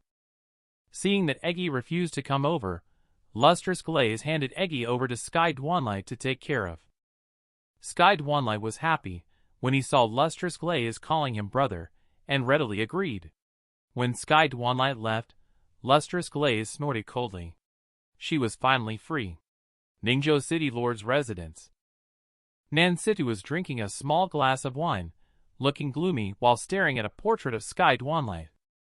Since his father decided to help him seek revenge, there has been no news from him. He couldn't sit still and decided to go ask about it in person. As a result, just as he arrived in front of the house, he heard his father discussing something. Out of curiosity, he planned to peek through the doorkeeper's room. When he saw the patterns on the face of the man in black clothing, he seemed a little dazed. "Do you know? The man in front of him is peeping." Just when he was getting absorbed in what he was looking at, the mysterious figure in the room noticed something unusual outside the door. Without waiting for Nan Situ to react, the mysterious person kicked open the door with one palm. Nan Situ's life was in immediate danger. Fortunately, his father spoke up, telling the mysterious person that this was his son and asking him to spare his life. The mysterious person heard Chunkong Situ's plea and thought about their future collaboration. The mysterious person then let go, saying that spying on others is not a good habit. There might be trouble one day. Seeing the mysterious person let go, Nan Situ started breathing heavily. He felt a wave of fear in his heart. Upon learning that his son was unharmed, Chunkong Situ instructed the mysterious person to proceed according to the plan. As for benefits, he would not be left out. A ripple of spatial distortion. The mysterious person chuckled gleefully.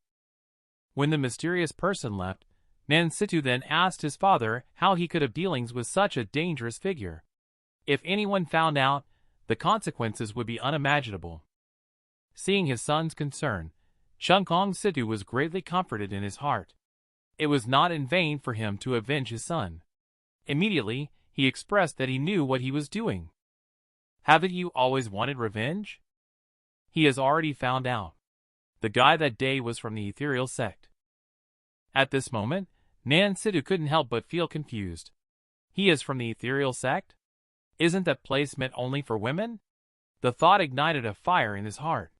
Could it be that he is a woman? But he was in front of his father. He didn't dare to say. He then remarked that the ethereal sect is not easy to deal with.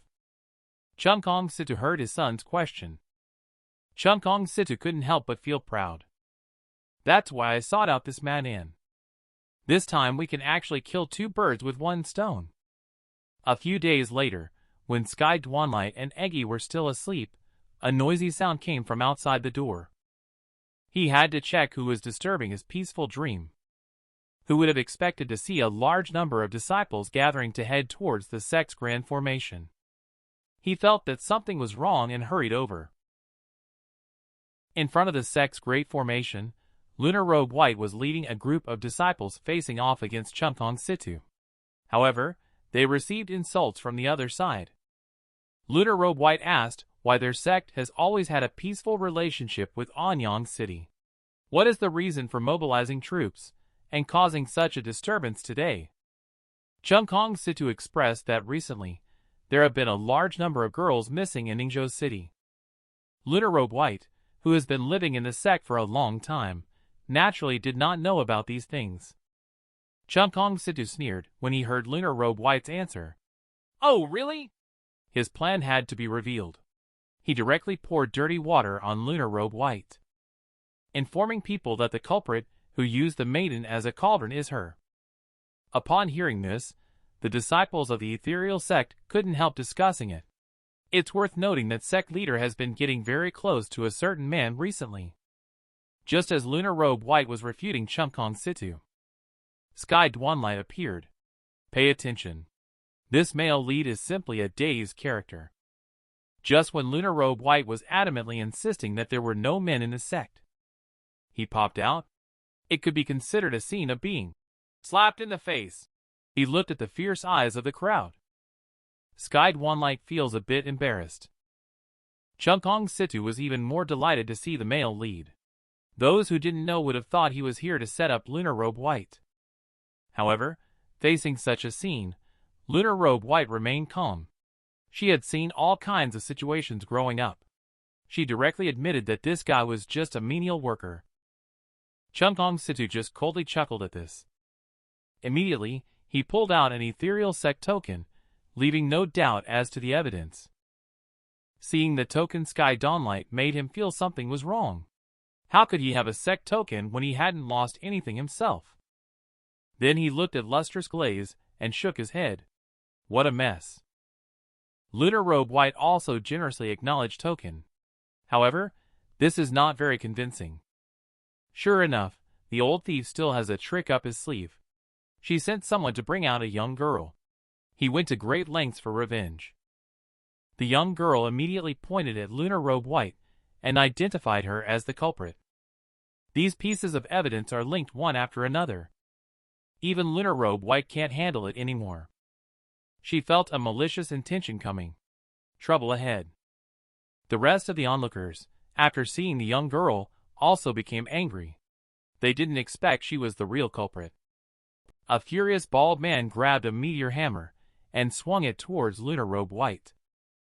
Just as the meteor hammer was about to hit Lunar Robe White, she took action. She wielded her long sword.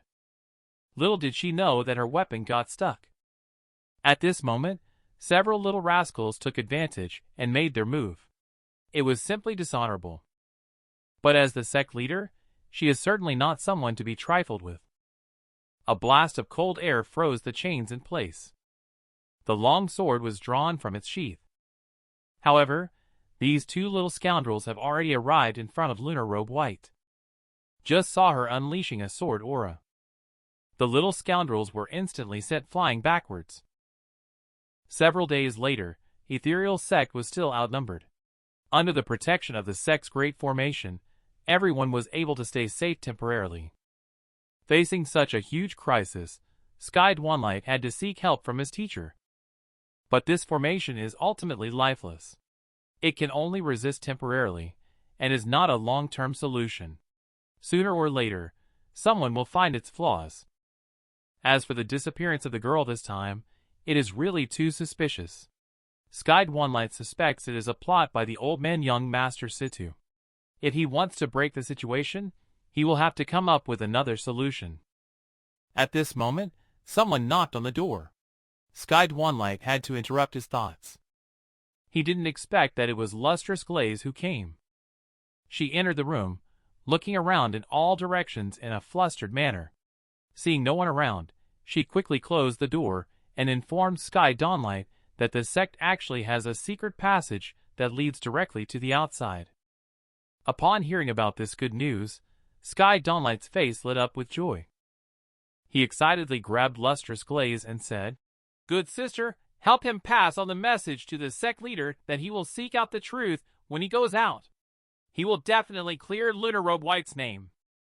After saying that, he quickly packed his bags and prepared to escape. Lustrous Glaze didn't know what to say as she watched this scene. She could only express that she would pass on the message to Shifu. Who would have expected that Lustrous Glaze turned around and entered the sect leader's room? She only mentioned that Sky Dwanligh had left. Lunar Robe White is unbelievable. She continued to ask him if there was a message. Lustrous Glaze just shook his head. Upon hearing this reply, Lunar Robe White couldn't help feeling a bit sad. He consoled himself. "It's okay. He was never part of the sect anyway. It's good that he's leaving." Upon seeing this, Lustrous Glaze immediately knelt down, expressing that no matter what happens, she will definitely stay by Shifu's side. Seeing Lustrous Glaze being so considerate, Lunar Robe White couldn't help but show a smile of relief. As for Sky Dwanligh at this moment, he had already successfully passed through the secret passage and arrived in Ningzhou's city, of which he was naturally unaware. He watched the passing crowds. He then decided to inquire for information from an old man walking his bird on the roadside. The old man said that many young girls have recently disappeared mysteriously in the city. It is said to be the work of the demonists from the ethereal sect. Seeing that this information is not helpful, Sky Dwanligh continues to investigate. I wonder where the families of those missing girls currently reside. After receiving the old man's response, he hurriedly went to the location. What he saw was a desolate scene. There were rows of houses, but no one was around. Everywhere felt dilapidated. In order to find the truth, Sky Dwanligh arrived at the residence of the missing girls' families. However, despite the houses being densely packed, they were all empty. So, Sky Dwanligh entered a large courtyard to search for clues. What stood out about the houses here was that their interiors were very clean, as if someone had been deliberately keeping them tidy. In this way, the clues to the missing girl case came to an abrupt end. But where there's abnormality, there must be something fishy. This further demonstrates that there must be a problem here. Indeed, when Sky Dwanligh walked out of the compound, he heard a rush of hurried footsteps. A girl in a yellow dress rushed straight towards Sky Dwanligh. The girl cried in pain. But seeing the enemy about to catch up, the girl, despite the pain, had no choice but to seek help from Sky Dwanligh. Just then, a masked man chased after them. He saw the girl hiding behind Sky Dwanligh. He drew his long sword and told Sky Dwanligh not to meddle in others' business. But how could the passionate young man stand by and let a girl be killed?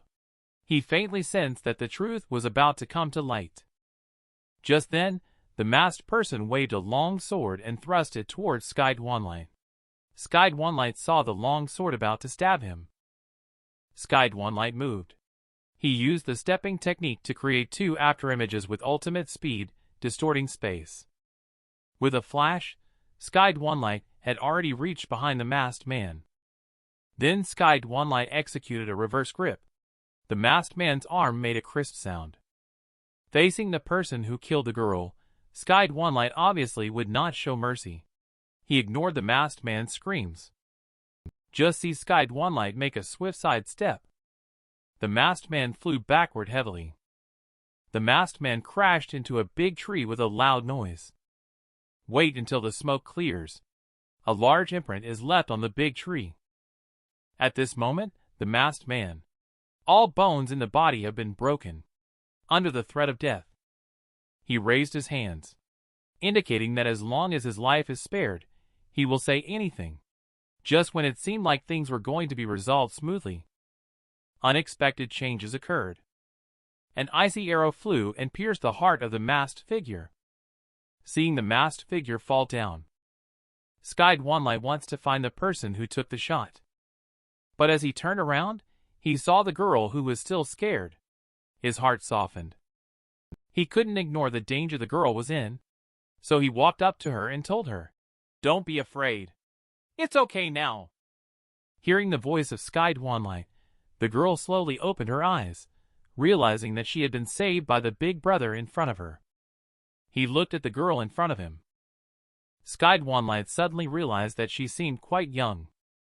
She is about the same age as the missing girl. So he asked the girl if she knew why the man had been chasing her just now. At this time, the girl told Sky Dwanligh that her name is Valley Rain. But when Valley Rain thought about the people who were chasing him, his head started to ache intensely. "I can't remember anymore." Before Sky Dwanligh could react, Valley Rain fainted on the ground. Seeing Valley Rain faint, Sky Dwanligh realized that something had happened to her. He quickly helped Valley Rain up and took her to an inn, requesting a room. What on earth is happening in this world? He took a girl to an inn. The boss thought I was going to book a room and gave a typical knowing look. Sky Dwanligh was speechless. He is a man of integrity. He never expected this guy, who appeared honest on the surface, to have such a corrupt mind. No choice, it's an emergency.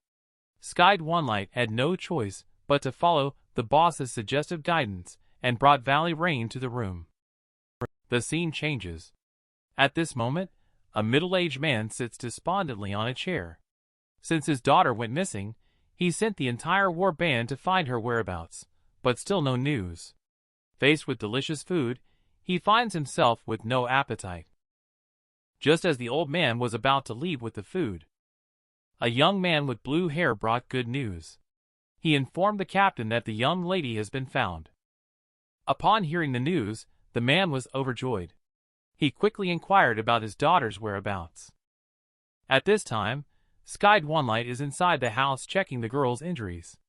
Seeing that the girl is uninjured, just temporarily unconscious from some kind of stimulation, Sky Dwanligh finally breathed a sigh of relief.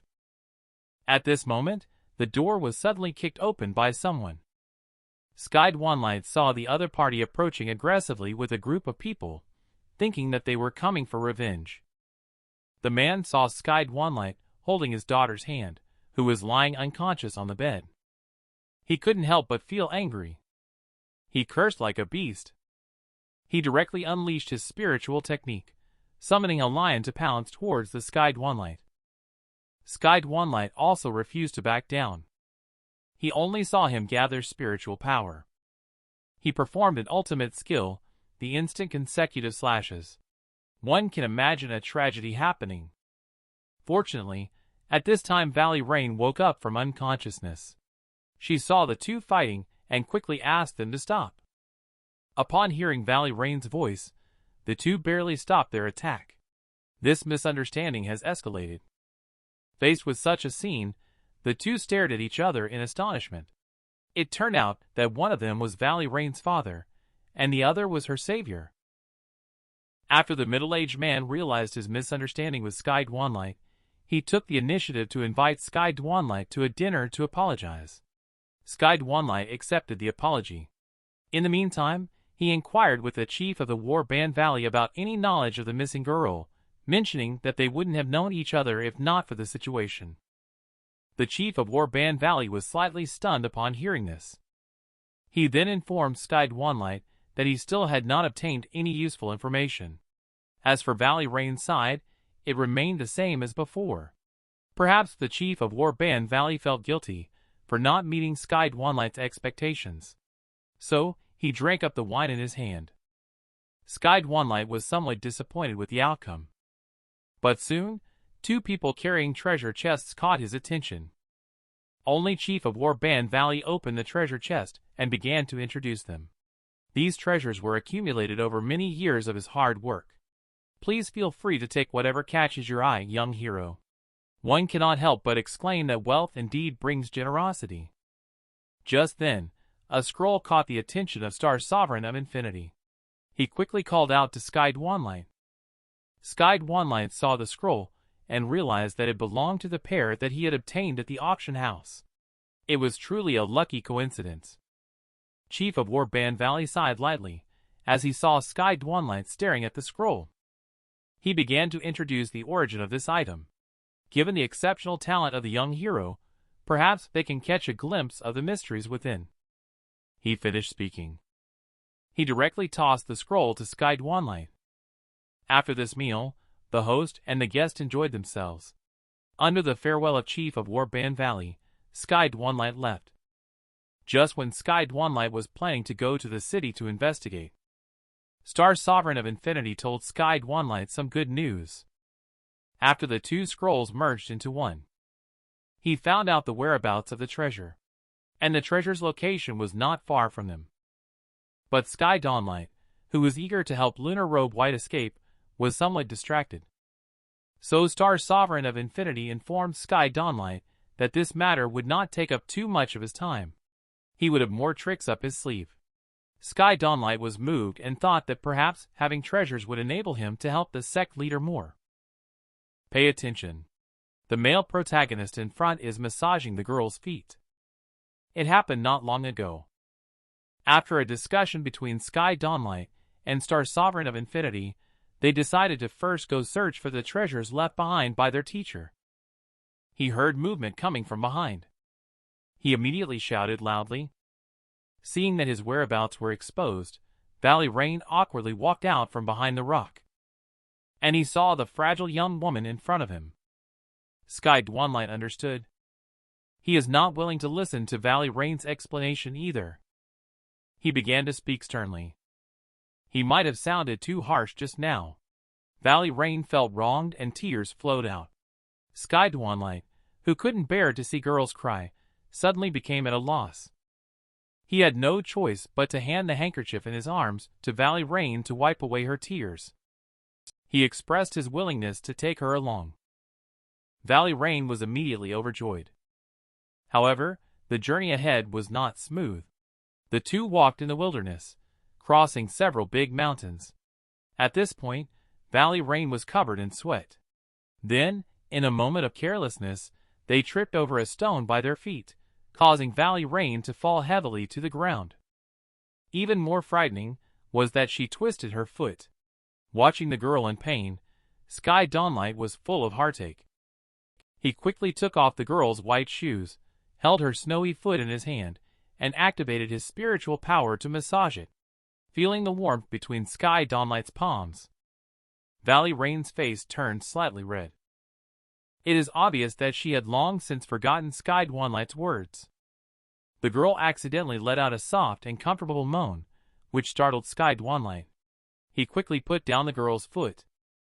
The two of them fell into an awkward silence. At this moment, Valley Rain broke the silence, saying that she was feeling much better. They can continue on their way now. However, their plan was interrupted by an angry shout. The newcomer was wearing a werewolf mask. Looking at the familiar mask in front of him, Sky Dwanligh remembered who the person was. Before the two could react, the werewolf saw Valley Rain beside Sky Dwanligh. Without saying a word, he directly took action, facing the werewolf's attack. Sky Dwanligh had to pick up Valley Rain and dodge backwards. However, the werewolf continued to pursue relentlessly. He then launched another attack. Sky Dwanligh also began to counterattack. After the collision of their spiritual powers, Sky Dwanligh gained a slight upper hand, causing the werewolf to be sent flying backwards. Originally, Ben thought the battle would end there. The werewolf put on a mask. His whole body seemed to undergo a complete transformation. He began to undergo full-body transformation into a beast. He revealed his enhanced body. He roared, threatening to tear both of them apart. Do you know how terrifying a werewolf can be when it goes berserk? He casually made an attack. Sky Dwanligh was seriously injured. The situation of the battle began to reverse in favor of the werewolves. He faced the robust body of the werewolf. Swords and knives could not harm him in the slightest. However, water droplets can also penetrate stones. Even the most powerful people have their weaknesses. Sky Dwanligh only saw Sky Dwanligh pick up the long sword and stab it behind the werewolf. Because the werewolf was too arrogant at this time. He thought his defense was flawless. Seizing the opportunity, Sky Dwanligh unleashed his ultimate skill. His every move hit the werewolf right on target. Since he can't make it once, then come 1,000 times, 10,000 times.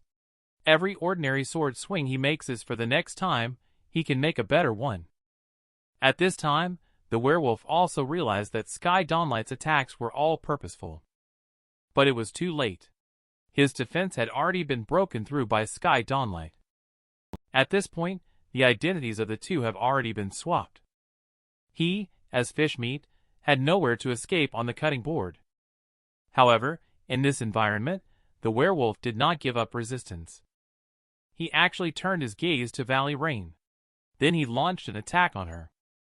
Sky Dwanligh was caught off guard by this. The werewolf used this opportunity to escape. Due to Valley Rain being unconscious, Sky Dwanligh had to carry her and continue moving forward.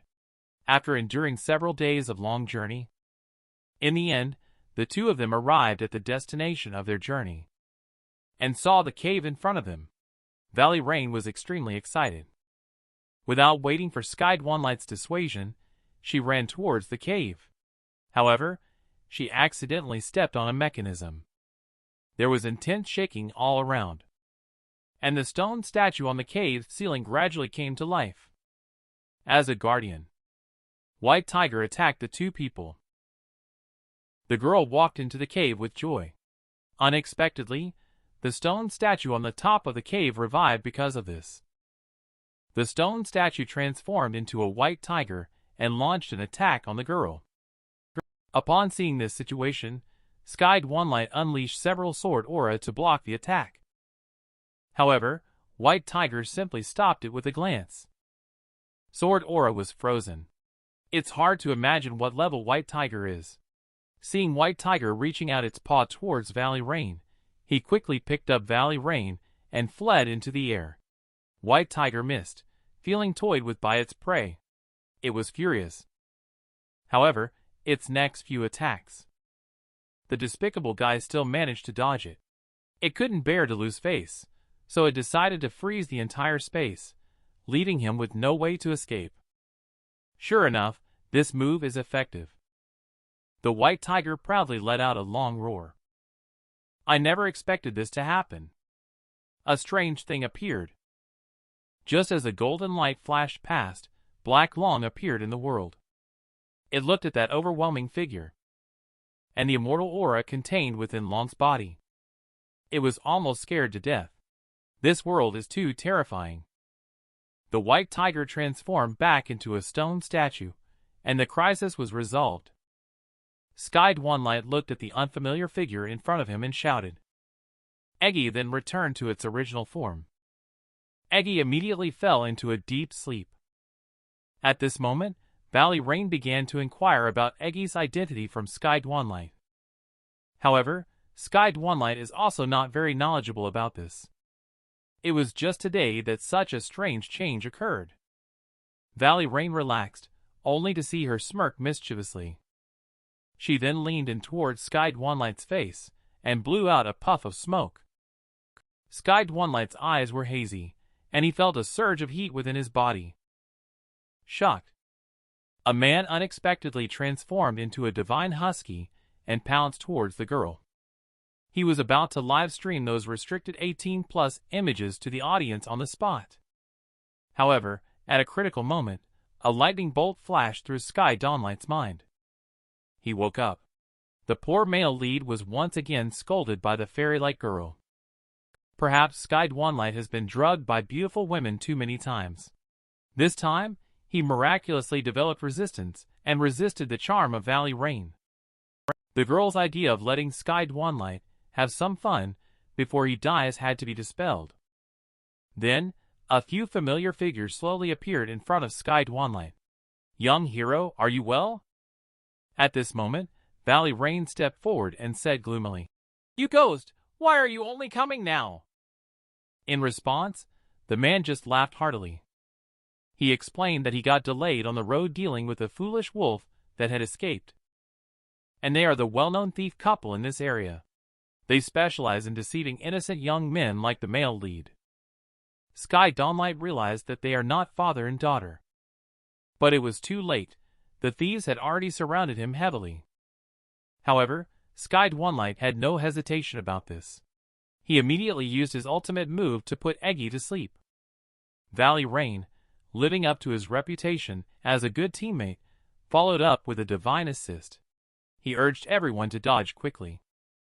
Just as the thieves were preparing their formation to wait for Sky Dwanligh's ultimate move, Sky Dwanligh slipped away and ran into a cave.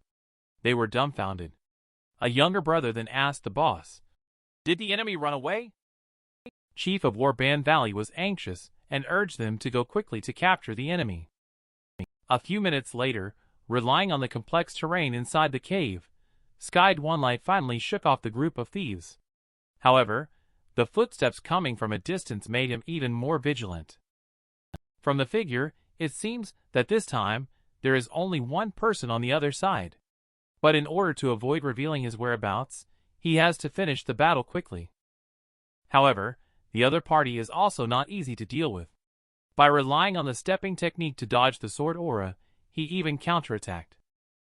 After sensing the profound spiritual power of the opponent, he realized that he could not afford to delay any longer. Then Sky Dwanligh began to gather all of his spiritual power throughout his entire body. He prepared a move to determine victory or defeat. In the following battle, he seized the opportunity when the female lead dodged. He drew his long sword and stabbed towards her. "I'm here to help. How can I assist you today?" A fortuitous encounter. The male lead unexpectedly pointed his long sword towards his benefactor. Fortunately, the woman was skilled enough to block the male lead's fatal blow. At this point, the two of them recognized each other.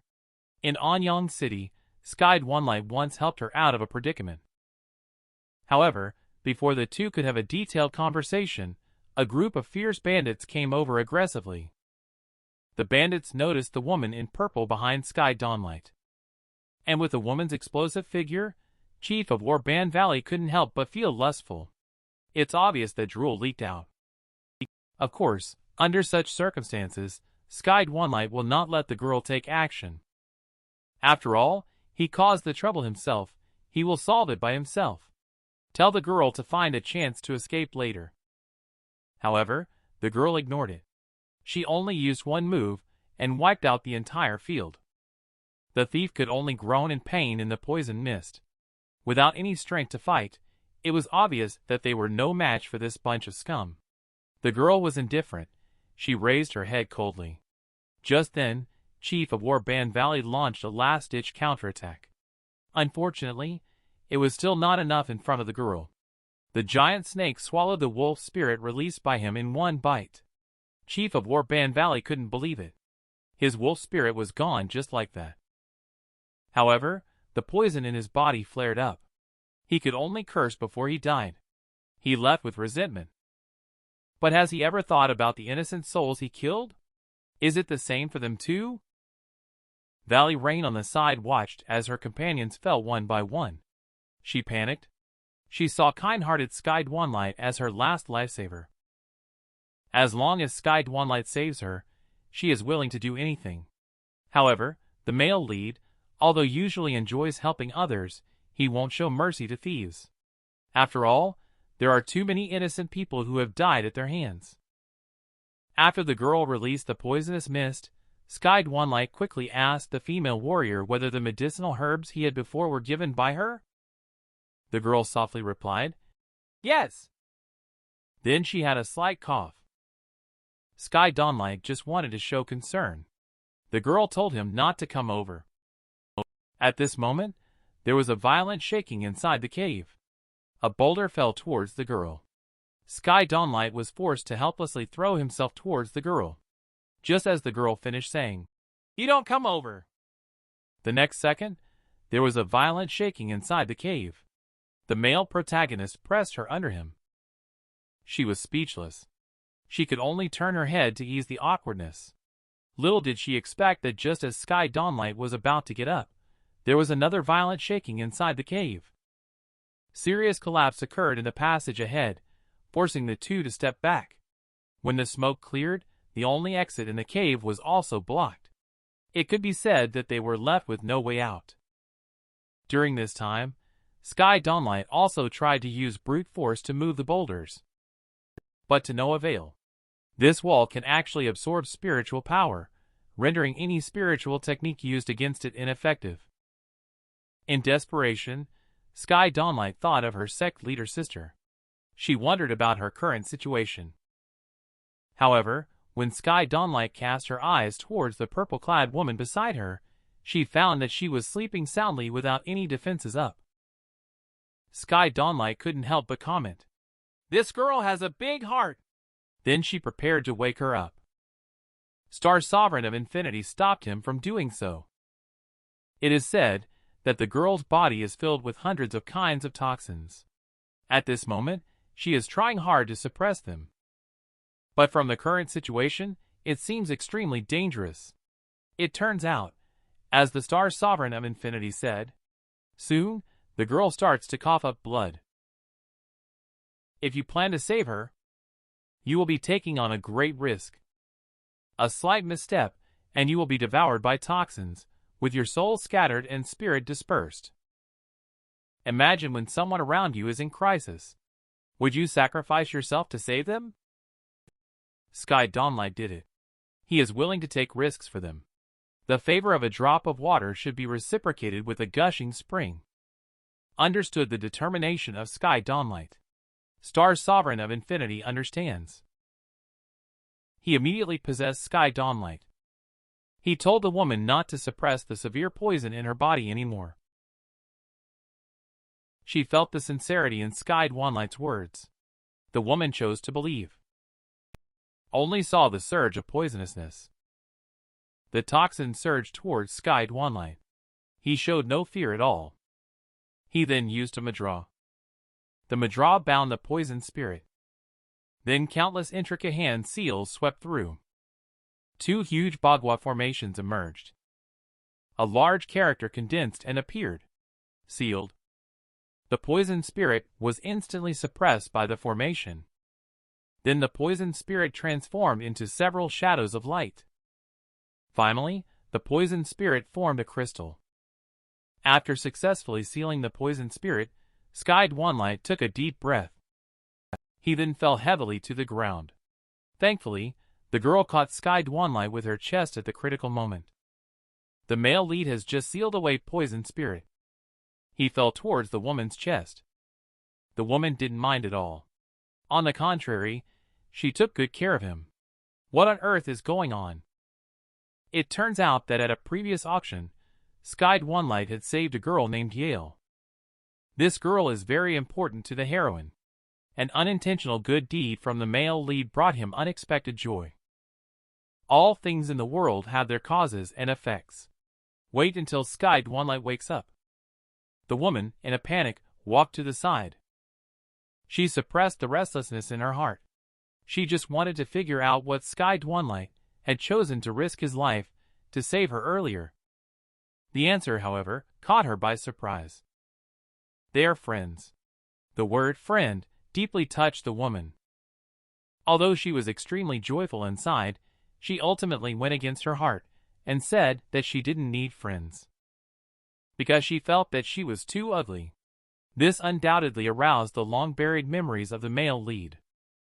In his past life, he was deemed too ugly. At school, he was ostracized by his classmates. No one was willing to get close to him. Some even threw stones at him, calling him a monster. This undoubtedly inflicted immense harm on a child. He had no way out. Until one day, a girl barged into his life, bringing him a glimmer of hope. The girl asked him why he was hiding here alone. After understanding the situation completely, the girl told him not to mind other people's opinions, and comforted him that as long as he took a few more steps forward, he would eventually meet the right person. Then she reached out both of her hands. She asked, "Would you like to play with me?" The boy chose to accept with pleasure. Later he got to know more and more people. "That's the story of my friend. And I also became his friend." The woman understood. She slowly took off her veil. She nervously said, "Does my appearance scare you?" Sky Dwanligh replied with a bright smile, "If you're willing, I can be your first friend." The woman was deeply moved and slowly expressed her gratitude. "My name is Sky Dwanligh, but I don't know how to address you yet." The woman said her name is Orchid-shin, and then she realized that Sky Dwanligh had disappeared without a trace. She lowered her head to look, only to see him lying on the ground listening to something. "It seems there is another exit below." A few minutes later, the two emerged from a water pool. Unexpectedly, there was another world inside. Speaking of water skills, Sky Dwanligh remembered when he was young, he once wanted to end it all by jumping into a lake. However, because he was a good swimmer, he instinctively swam back to shore. He heard the concern in Orchid-shin's words. He teased Orchid-shin, saying, "You've been exposed." It is clear that she has acknowledged this friend of hers. It's just that she is a bit sensitive and embarrassed to admit it. Suddenly, a big gate appeared in the distance. The two thought they had found the exit. But little did they know that they had just gone from the frying pan into the fire. There was no way back behind them. They had entered the wrong place. The male lead excitedly opened the stone door. But they had inadvertently walked into a thieves' den. Ghosts were floating all around them, and there was no way back behind them. Only to see ghosts showing hungry wolf-like gazes. And then ghosts rushed towards the blood feast in front of them. At this moment, Sky Dwanligh danced with his long sword and cut down the ghost in front of him. However, he only heard a gurgling sound. The ghost stood unscathed in front of the two again. They can actually be immune to attacks from spiritual energy. Before the two could come up with a solution, the ghost dashed straight into Sky Dwanligh's body with the intention of devouring his soul and attempting possession. This was supposed to be a simple matter. However, Ghost targeted the wrong person and ended up pulling out the sleeping star sovereign of infinity. At this point, Ghost also sensed that something was wrong as he felt the aura of the great being. But it was already too late. Passive defense has been triggered. Its soul was instantly annihilated by the aura. From now on, there will be no more Ghost in this world. At this time, Sky Dwanligh slowly woke up from unconsciousness, only to see a giant stone statue standing in the center of the hall. Through Orchid-shin's introduction, it turned out that the woman carved on the statue was named Lady Kue, known as Poison Sovereign. It is said that her poison skills are unmatched. She even had connections with the Star Sovereign of Infinity, who once roamed the continent. She had a brief romantic relationship with him. However, she was later abandoned by her husband, leaving behind only a copy of the 10,000 Poisons Wonder scripture before she tragically passed away. Heard some gossip about the teacher. Sky Dwanligh's eyes lit up with golden light in an instant. But he found that the teacher had been motionless for a long time. Using this opportunity, Orchid-shin on the side noticed the peculiarity of the stone statue. There seemed to be a hidden door where the statue was pointing. After some exploration, she finally found the mechanism to open the secret room. Only to see a layout of stars here, shining in harmony with the 49 stars in the sky. On the stone table are 2 items. One of them is the 10,000 Poisons Wonder scripture that Orchid-shin has been searching for on this journey, while the other item is a 7-treasure exquisite tower. This tower is cleverly designed. There are a total of 5 levels, each corresponding to the notes TDEGA. As long as it is turned to the corresponding position, it can produce the corresponding note. Bringing up this matter, it must be said that Lady Kue, besides being skilled in practicing poison, also enjoys music. And her favorite piece of music is Stars. Sky Dwanligh listens to this familiar melody. Sky Dwanligh suddenly has a wild idea: are there other time travelers here as well? However, a sudden jolt interrupted Sky Dwanligh's thoughts. Just then, a long sword descended from the sky. Mysterious formation surrounded the sword's blade. It is indeed the treasure that the teacher spoke of. Lance roar. When Sky Dwanligh draws the long sword, the teleportation formation here will activate. The teleportation formation directly sent 2 people out of the cave. At this time, dusk was approaching. It had been several days since Sky Dwanligh left the sect. He started to worry about the condition of the sect. So he decided to bid farewell to Orchid Shin, indicating that he was going to save someone very important to him.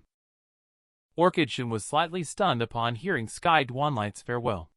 Then she responded with a soft acknowledgement. She turned around and ignored Sky Dwanligh's invitation to go to the ethereal sect. She watched as Sky Dwanligh gradually disappeared into the sunset. She felt a sense of loneliness. It was time for her to go and do something for herself as well. Just as Sky Dwanligh was planning to return to the city to look for clues, 2 elderly people moving house on the road caught his eye. He noticed that the 2 young men leading the way had nothing on them. Instead, all the heavy items were placed on the elderly people. Thinking about the families moving out of the city, he realized that there was something fishy going on. He wanted to ask the elderly people about it, but they were already out of the city. The old man was just about to answer. The old man's words were met with a glare from the young man next to him. The young man then blocked Sky Dwanligh from behind and threatened him not to follow. Sky Dwanligh began to take action only after several people had walked far away. The wind and rain were raging at night. Several people were forced to hide in a dilapidated temple. At this time, the old man asked the young man where their daughter was. However, the young man remained silent, stood up, gestured to another man to leave, and then revealed his true identity in order to avoid causing any unnecessary trouble. He decided to deal with the 2 old people on the spot. 2 young men walked towards the old people. They actually intended to cruelly kill the old people. The old man thought he could reunite with his daughter. He knelt on the ground and kept thanking. What he got in return was endless ridicule from the young man. Suddenly, a sword light flashed by. A young man fell down.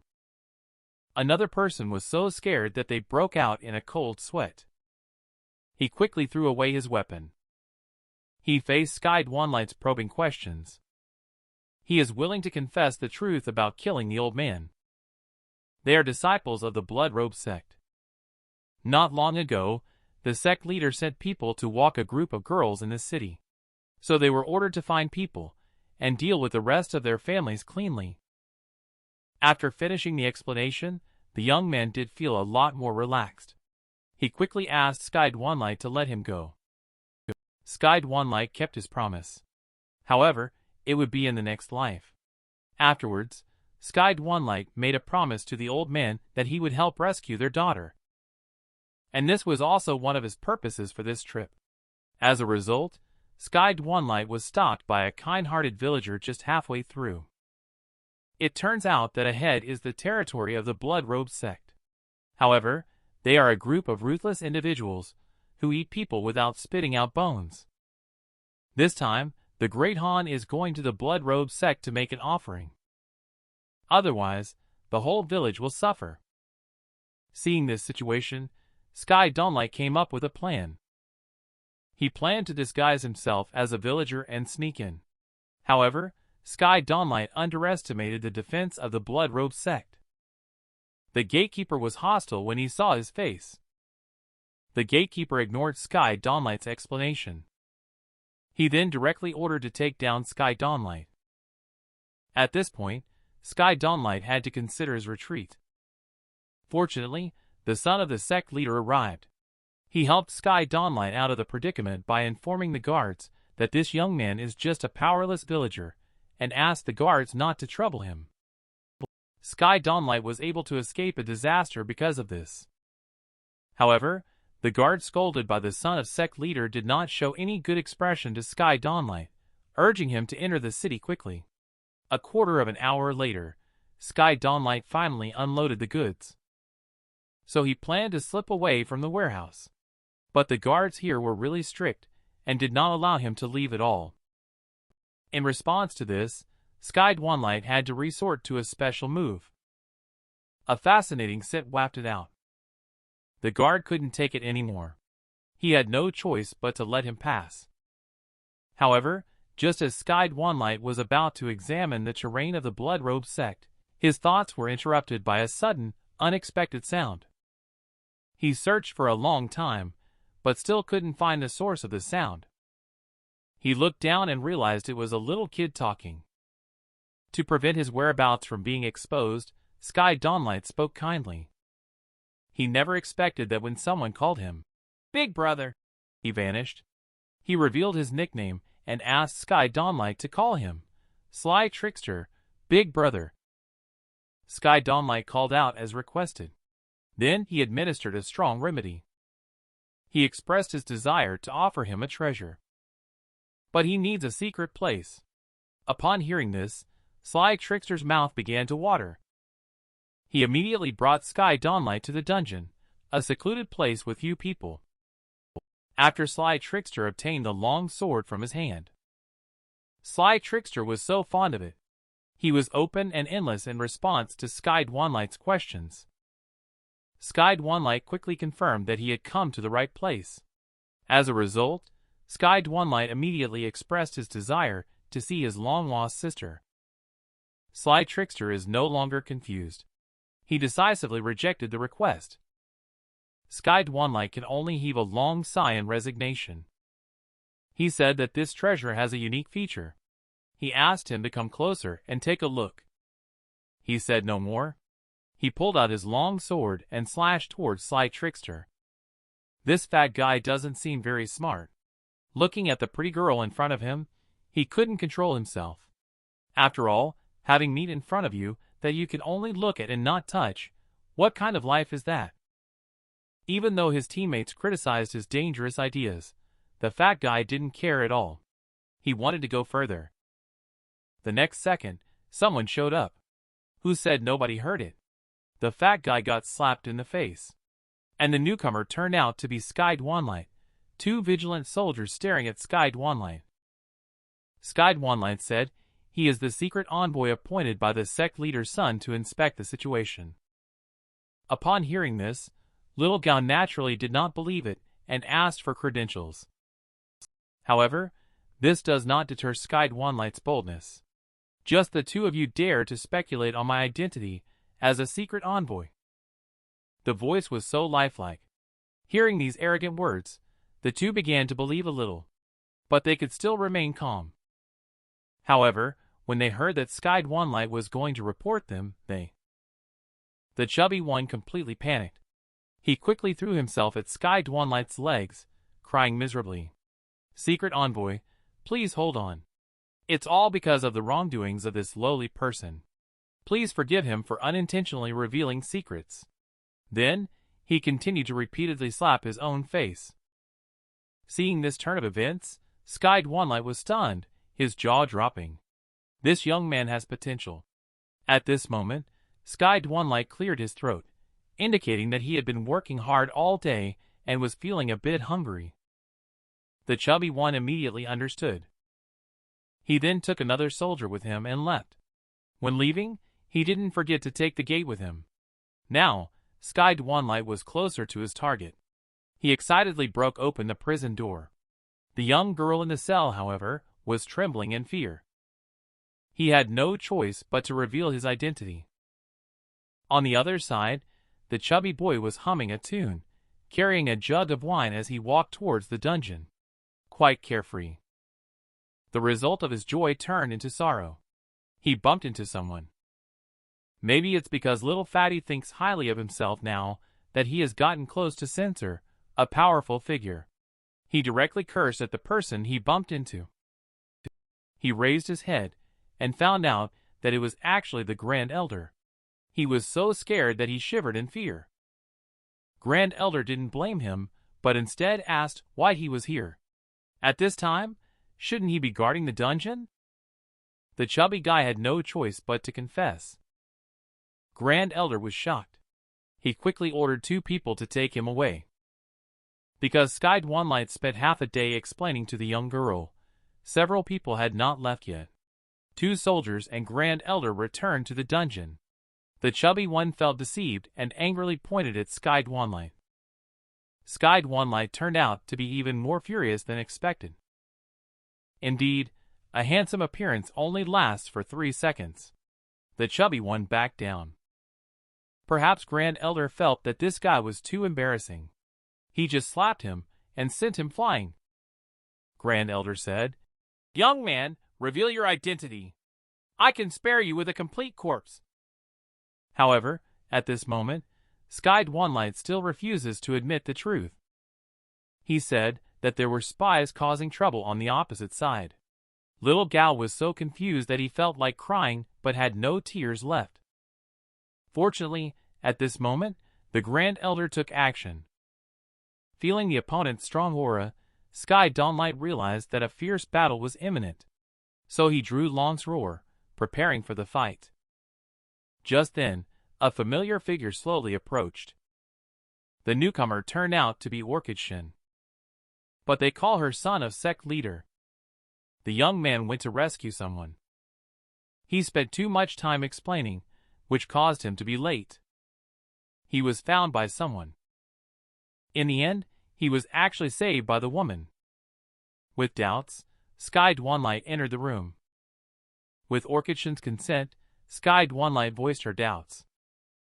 "I didn't expect that the sect leader of the Blood Robe sect is actually her foster father. What's more, he is also her mortal enemy." And this story starts on a sunny morning. Little Orchid was playing with her friends on the grass as usual. Suddenly, a small boat drifted from afar.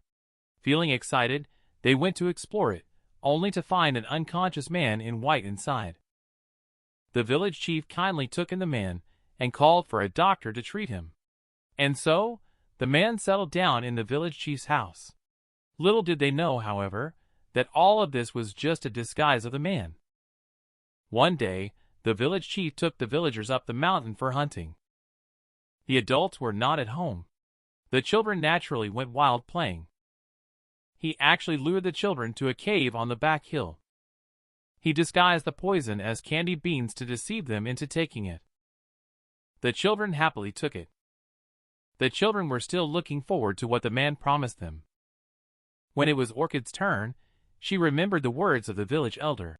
"Do not eat things given by strangers." However, under pressure from the man, she was forced to take it. After all this, the man returned to the village elder's house and asked if they had caught the wild animal. At this moment, the village elder sighed heavily, indicating that they hadn't even seen a trace of the wild animal. Instead, they encountered 3 young heroes who were lost on the road. This statement raised the man's alertness. He quickly peeked through the crack in the door. But he didn't expect that it was actually someone he knew. He hurriedly informed the village chief. "You are in big trouble. These people are ruthless thugs. Big Bad himself got hurt because of them." Upon hearing this, the village chief was greatly shocked and turned pale. The lives of everyone in the village were in his hands. At this moment, the man revealed his scheme to the village chief. The village chief then carried a bottle of wine to entertain the young hero. Taking advantage of the opportunity, the village chief casually asked about their purpose for coming from afar. Only to see a young man in an emotional state, saying that their purpose of this trip is to go and catch a scum who has bullied his teachers and destroyed his ancestors. Shifu treated him like his own son. However, he poisoned Shifu for the sake of the Dan pill. After understanding the situation, the village chief had a bad feeling. The village chief wanted to stop them from drinking alcohol, but it was too late. the poison alcohol began to take effect. At this moment, the man walked out with a smug look on his face. "Senior brother, I haven't seen you for many days. You all look like you're in poor spirits." Several young heroes recognized the man. But it was of no avail, as they all fell to the ground. Soon the man turned his gaze to the village chief. And at this moment, inside the cave, little Orchid struggled to stand up. She ran desperately towards the village, but eventually stopped. A raging flame had ignited ahead. She knelt down motionless on the ground. A figure emerged from the firelight. She is the son of the sect leader of the Blood-Robe sect. She is just a tool for refining poison behind the scenes. Just because 20 years ago, the village chief took in a seriously injured man, the man repaid kindness with enmity, slaughtering all the elderly and children in their village. Whenever I think of this matter, Orchid Shin is in great pain. Everything is her fault for bringing the big bad into the village. She, however, was unscathed by the deadly poison and piqued the interest of the man, which is why she luckily survived. After hearing Orchid Shin's tragic past, Sky Dwanligh comforted her, saying, "It's not your fault. It's his fault, not yours." At this moment, Orchid Shin wanted to say something else. However, Sky Dwanligh's next words completely moved her. She didn't expect that someone still cared about her. So, she threw herself into Sky Dwanligh's arms. Sky Dwanligh patted her back to reassure her that everything would be fine. After venting her emotions, Orchid Shin wiped away the tears from the corner of her eyes. After that, her complexion returned to normal, and she asked about Sky Dwanligh's purpose for this trip. After mentioning the matter of Ethereal Sect, Orchid Shin understood. It turned out that the person who was very important to you was her. Upon hearing Orchid Shin's words, Sky Dwanligh was stunned. "What were you just saying?" Unable to continue teasing, Orchid Shin got down to business, stating that although she was the son of the sect leader in name, her actual rights were limited. Currently, Big Bad is not in the sect, and all important affairs are managed by the Grand Elder. Orchid Shin continued earnestly, "How about we poison and kill him?" Upon hearing Orchid Shin's suggestion, Sky Dwanligh had to ponder deeply. So he came up with a brilliant plan. He looked deeply at Orchid Shin, expressing, "I believe you." Inside the dungeon, Sky Dwanligh easily took care of several soldiers guarding the dungeon. And this scene happened to be discovered by the chubby boy. He thought to himself, "The opportunity has arrived." He decisively reported to the Grand Elder. However, when the Grand Elder arrived, what he saw was Orchid Shin fighting with Sky Dwanligh. The reason is that Sky Dwanligh discovered many young girls hidden in the prison.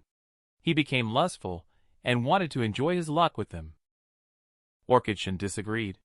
So, they started to fight. Of course, the beautiful woman in front of him, Sky Dwanligh, wouldn't let it go. He grabbed Orchid Shin's arm, forcefully pulled her into his embrace, and sniffed her.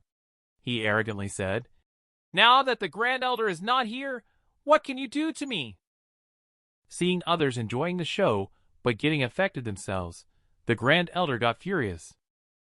Immediately, he unleashed his supernatural power, and sent Sky Dwanligh flying. He looked at the furious figure on the ground. Grand Elder felt a moment of satisfaction. It indicates that you no longer have a chance. However, Orchid Shin stopped him. She expressed that she was not trying to help him excuse himself. Instead, she wanted to use the strongest poison to ruthlessly torture this scum of a man, making him wish he were dead. Is this the scene you've been dreaming of? Not only are there several girls serving you, but women also come to your door at midnight. But you've got it wrong. Orchid Shin came here to resolve the conflict between the two of you, not to sell her looks. A valuable sword is not just handed over like this. Grand Elder took the long sword and examined it for a while. He exclaimed, "Indeed a good sword." However, his head felt a bit dizzy. The sword turned out to be poisoned. Feeling betrayed, Grand Elder got angry. The next moment, he fell to the ground and received a lunchbox. This indeed resolved the conflict. Just a bit harsh. In the dungeon, Sky Dwanligh led a large group of girls preparing to go home. The chubby boy became smarter this time, pretending to be asleep. Looking into the distance, Sky Dwanligh thought to himself that he would finally meet sect leader's sister. However, massive changes were happening on the other side. The always pure and noble Grand Elder has started serving others. And the person in question is the bandit leader in the mountains. It turns out that a few days ago, Grand Elder hooked up with Lustrous Glaze. She led her troops into the main hall. She confronted Lunar Robe White in a power struggle. Lunar Robe White disagreed. They got into a fight. Midway through, Lustrous Glaze made a sarcastic remark to her. As a disciple raised single-handedly by Lunar Robe White, she did so only to compete with her for Sky Dwanligh the brother. Lunar Robe White's heart feels like it's being cut by a knife. She was tied up outside. Public execution. Young Master Situ even taunted further. At this moment, Lunar Robe White remembered Sky Dwanligh and regretted not being nicer to her at the beginning. Unfortunately, this is just her fantasy. When the old thief needs to deal with Lunar Robe White, the dark clouds retreated. A dazzling golden light radiated. She is an extremely clever girl. But she turned against her Shifu. Just because they both fell in love with the same man. Lunar Robe White was tied up outside the main hall. Public execution. Young Master Situ, the old thief, taunted her endlessly. At the final moment of life, she regretted not being nicer to Sky Dwanligh in the beginning. Perhaps it was fate's favor. Sky Dwanligh arrived at the scene in time. He faced the slander from young Master Situ, the old thief. He did not respond, because this time he came back with evidence. Sure enough, several missing girls appeared.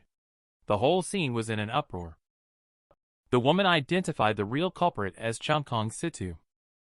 However, the rescue of Sky Dwanligh awakened the demon in Lustrous Glaze's heart.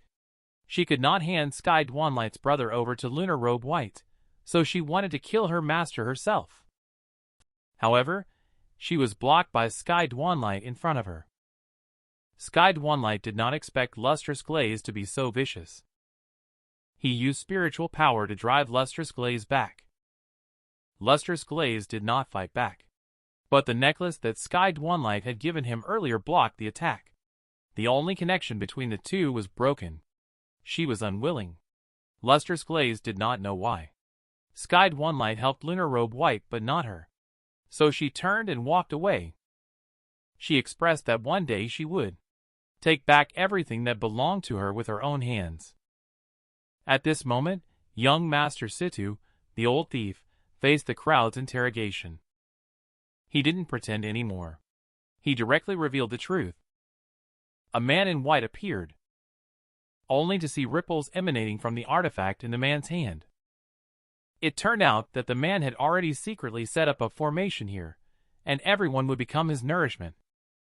However, there is a glimmer of hope in the midst of despair. Sky Dwanligh held off the formation with the long's roar in hand. He unleashed a move called All Swords Converge into One. He took advantage of the man's inattention and broke his artifact with a sword.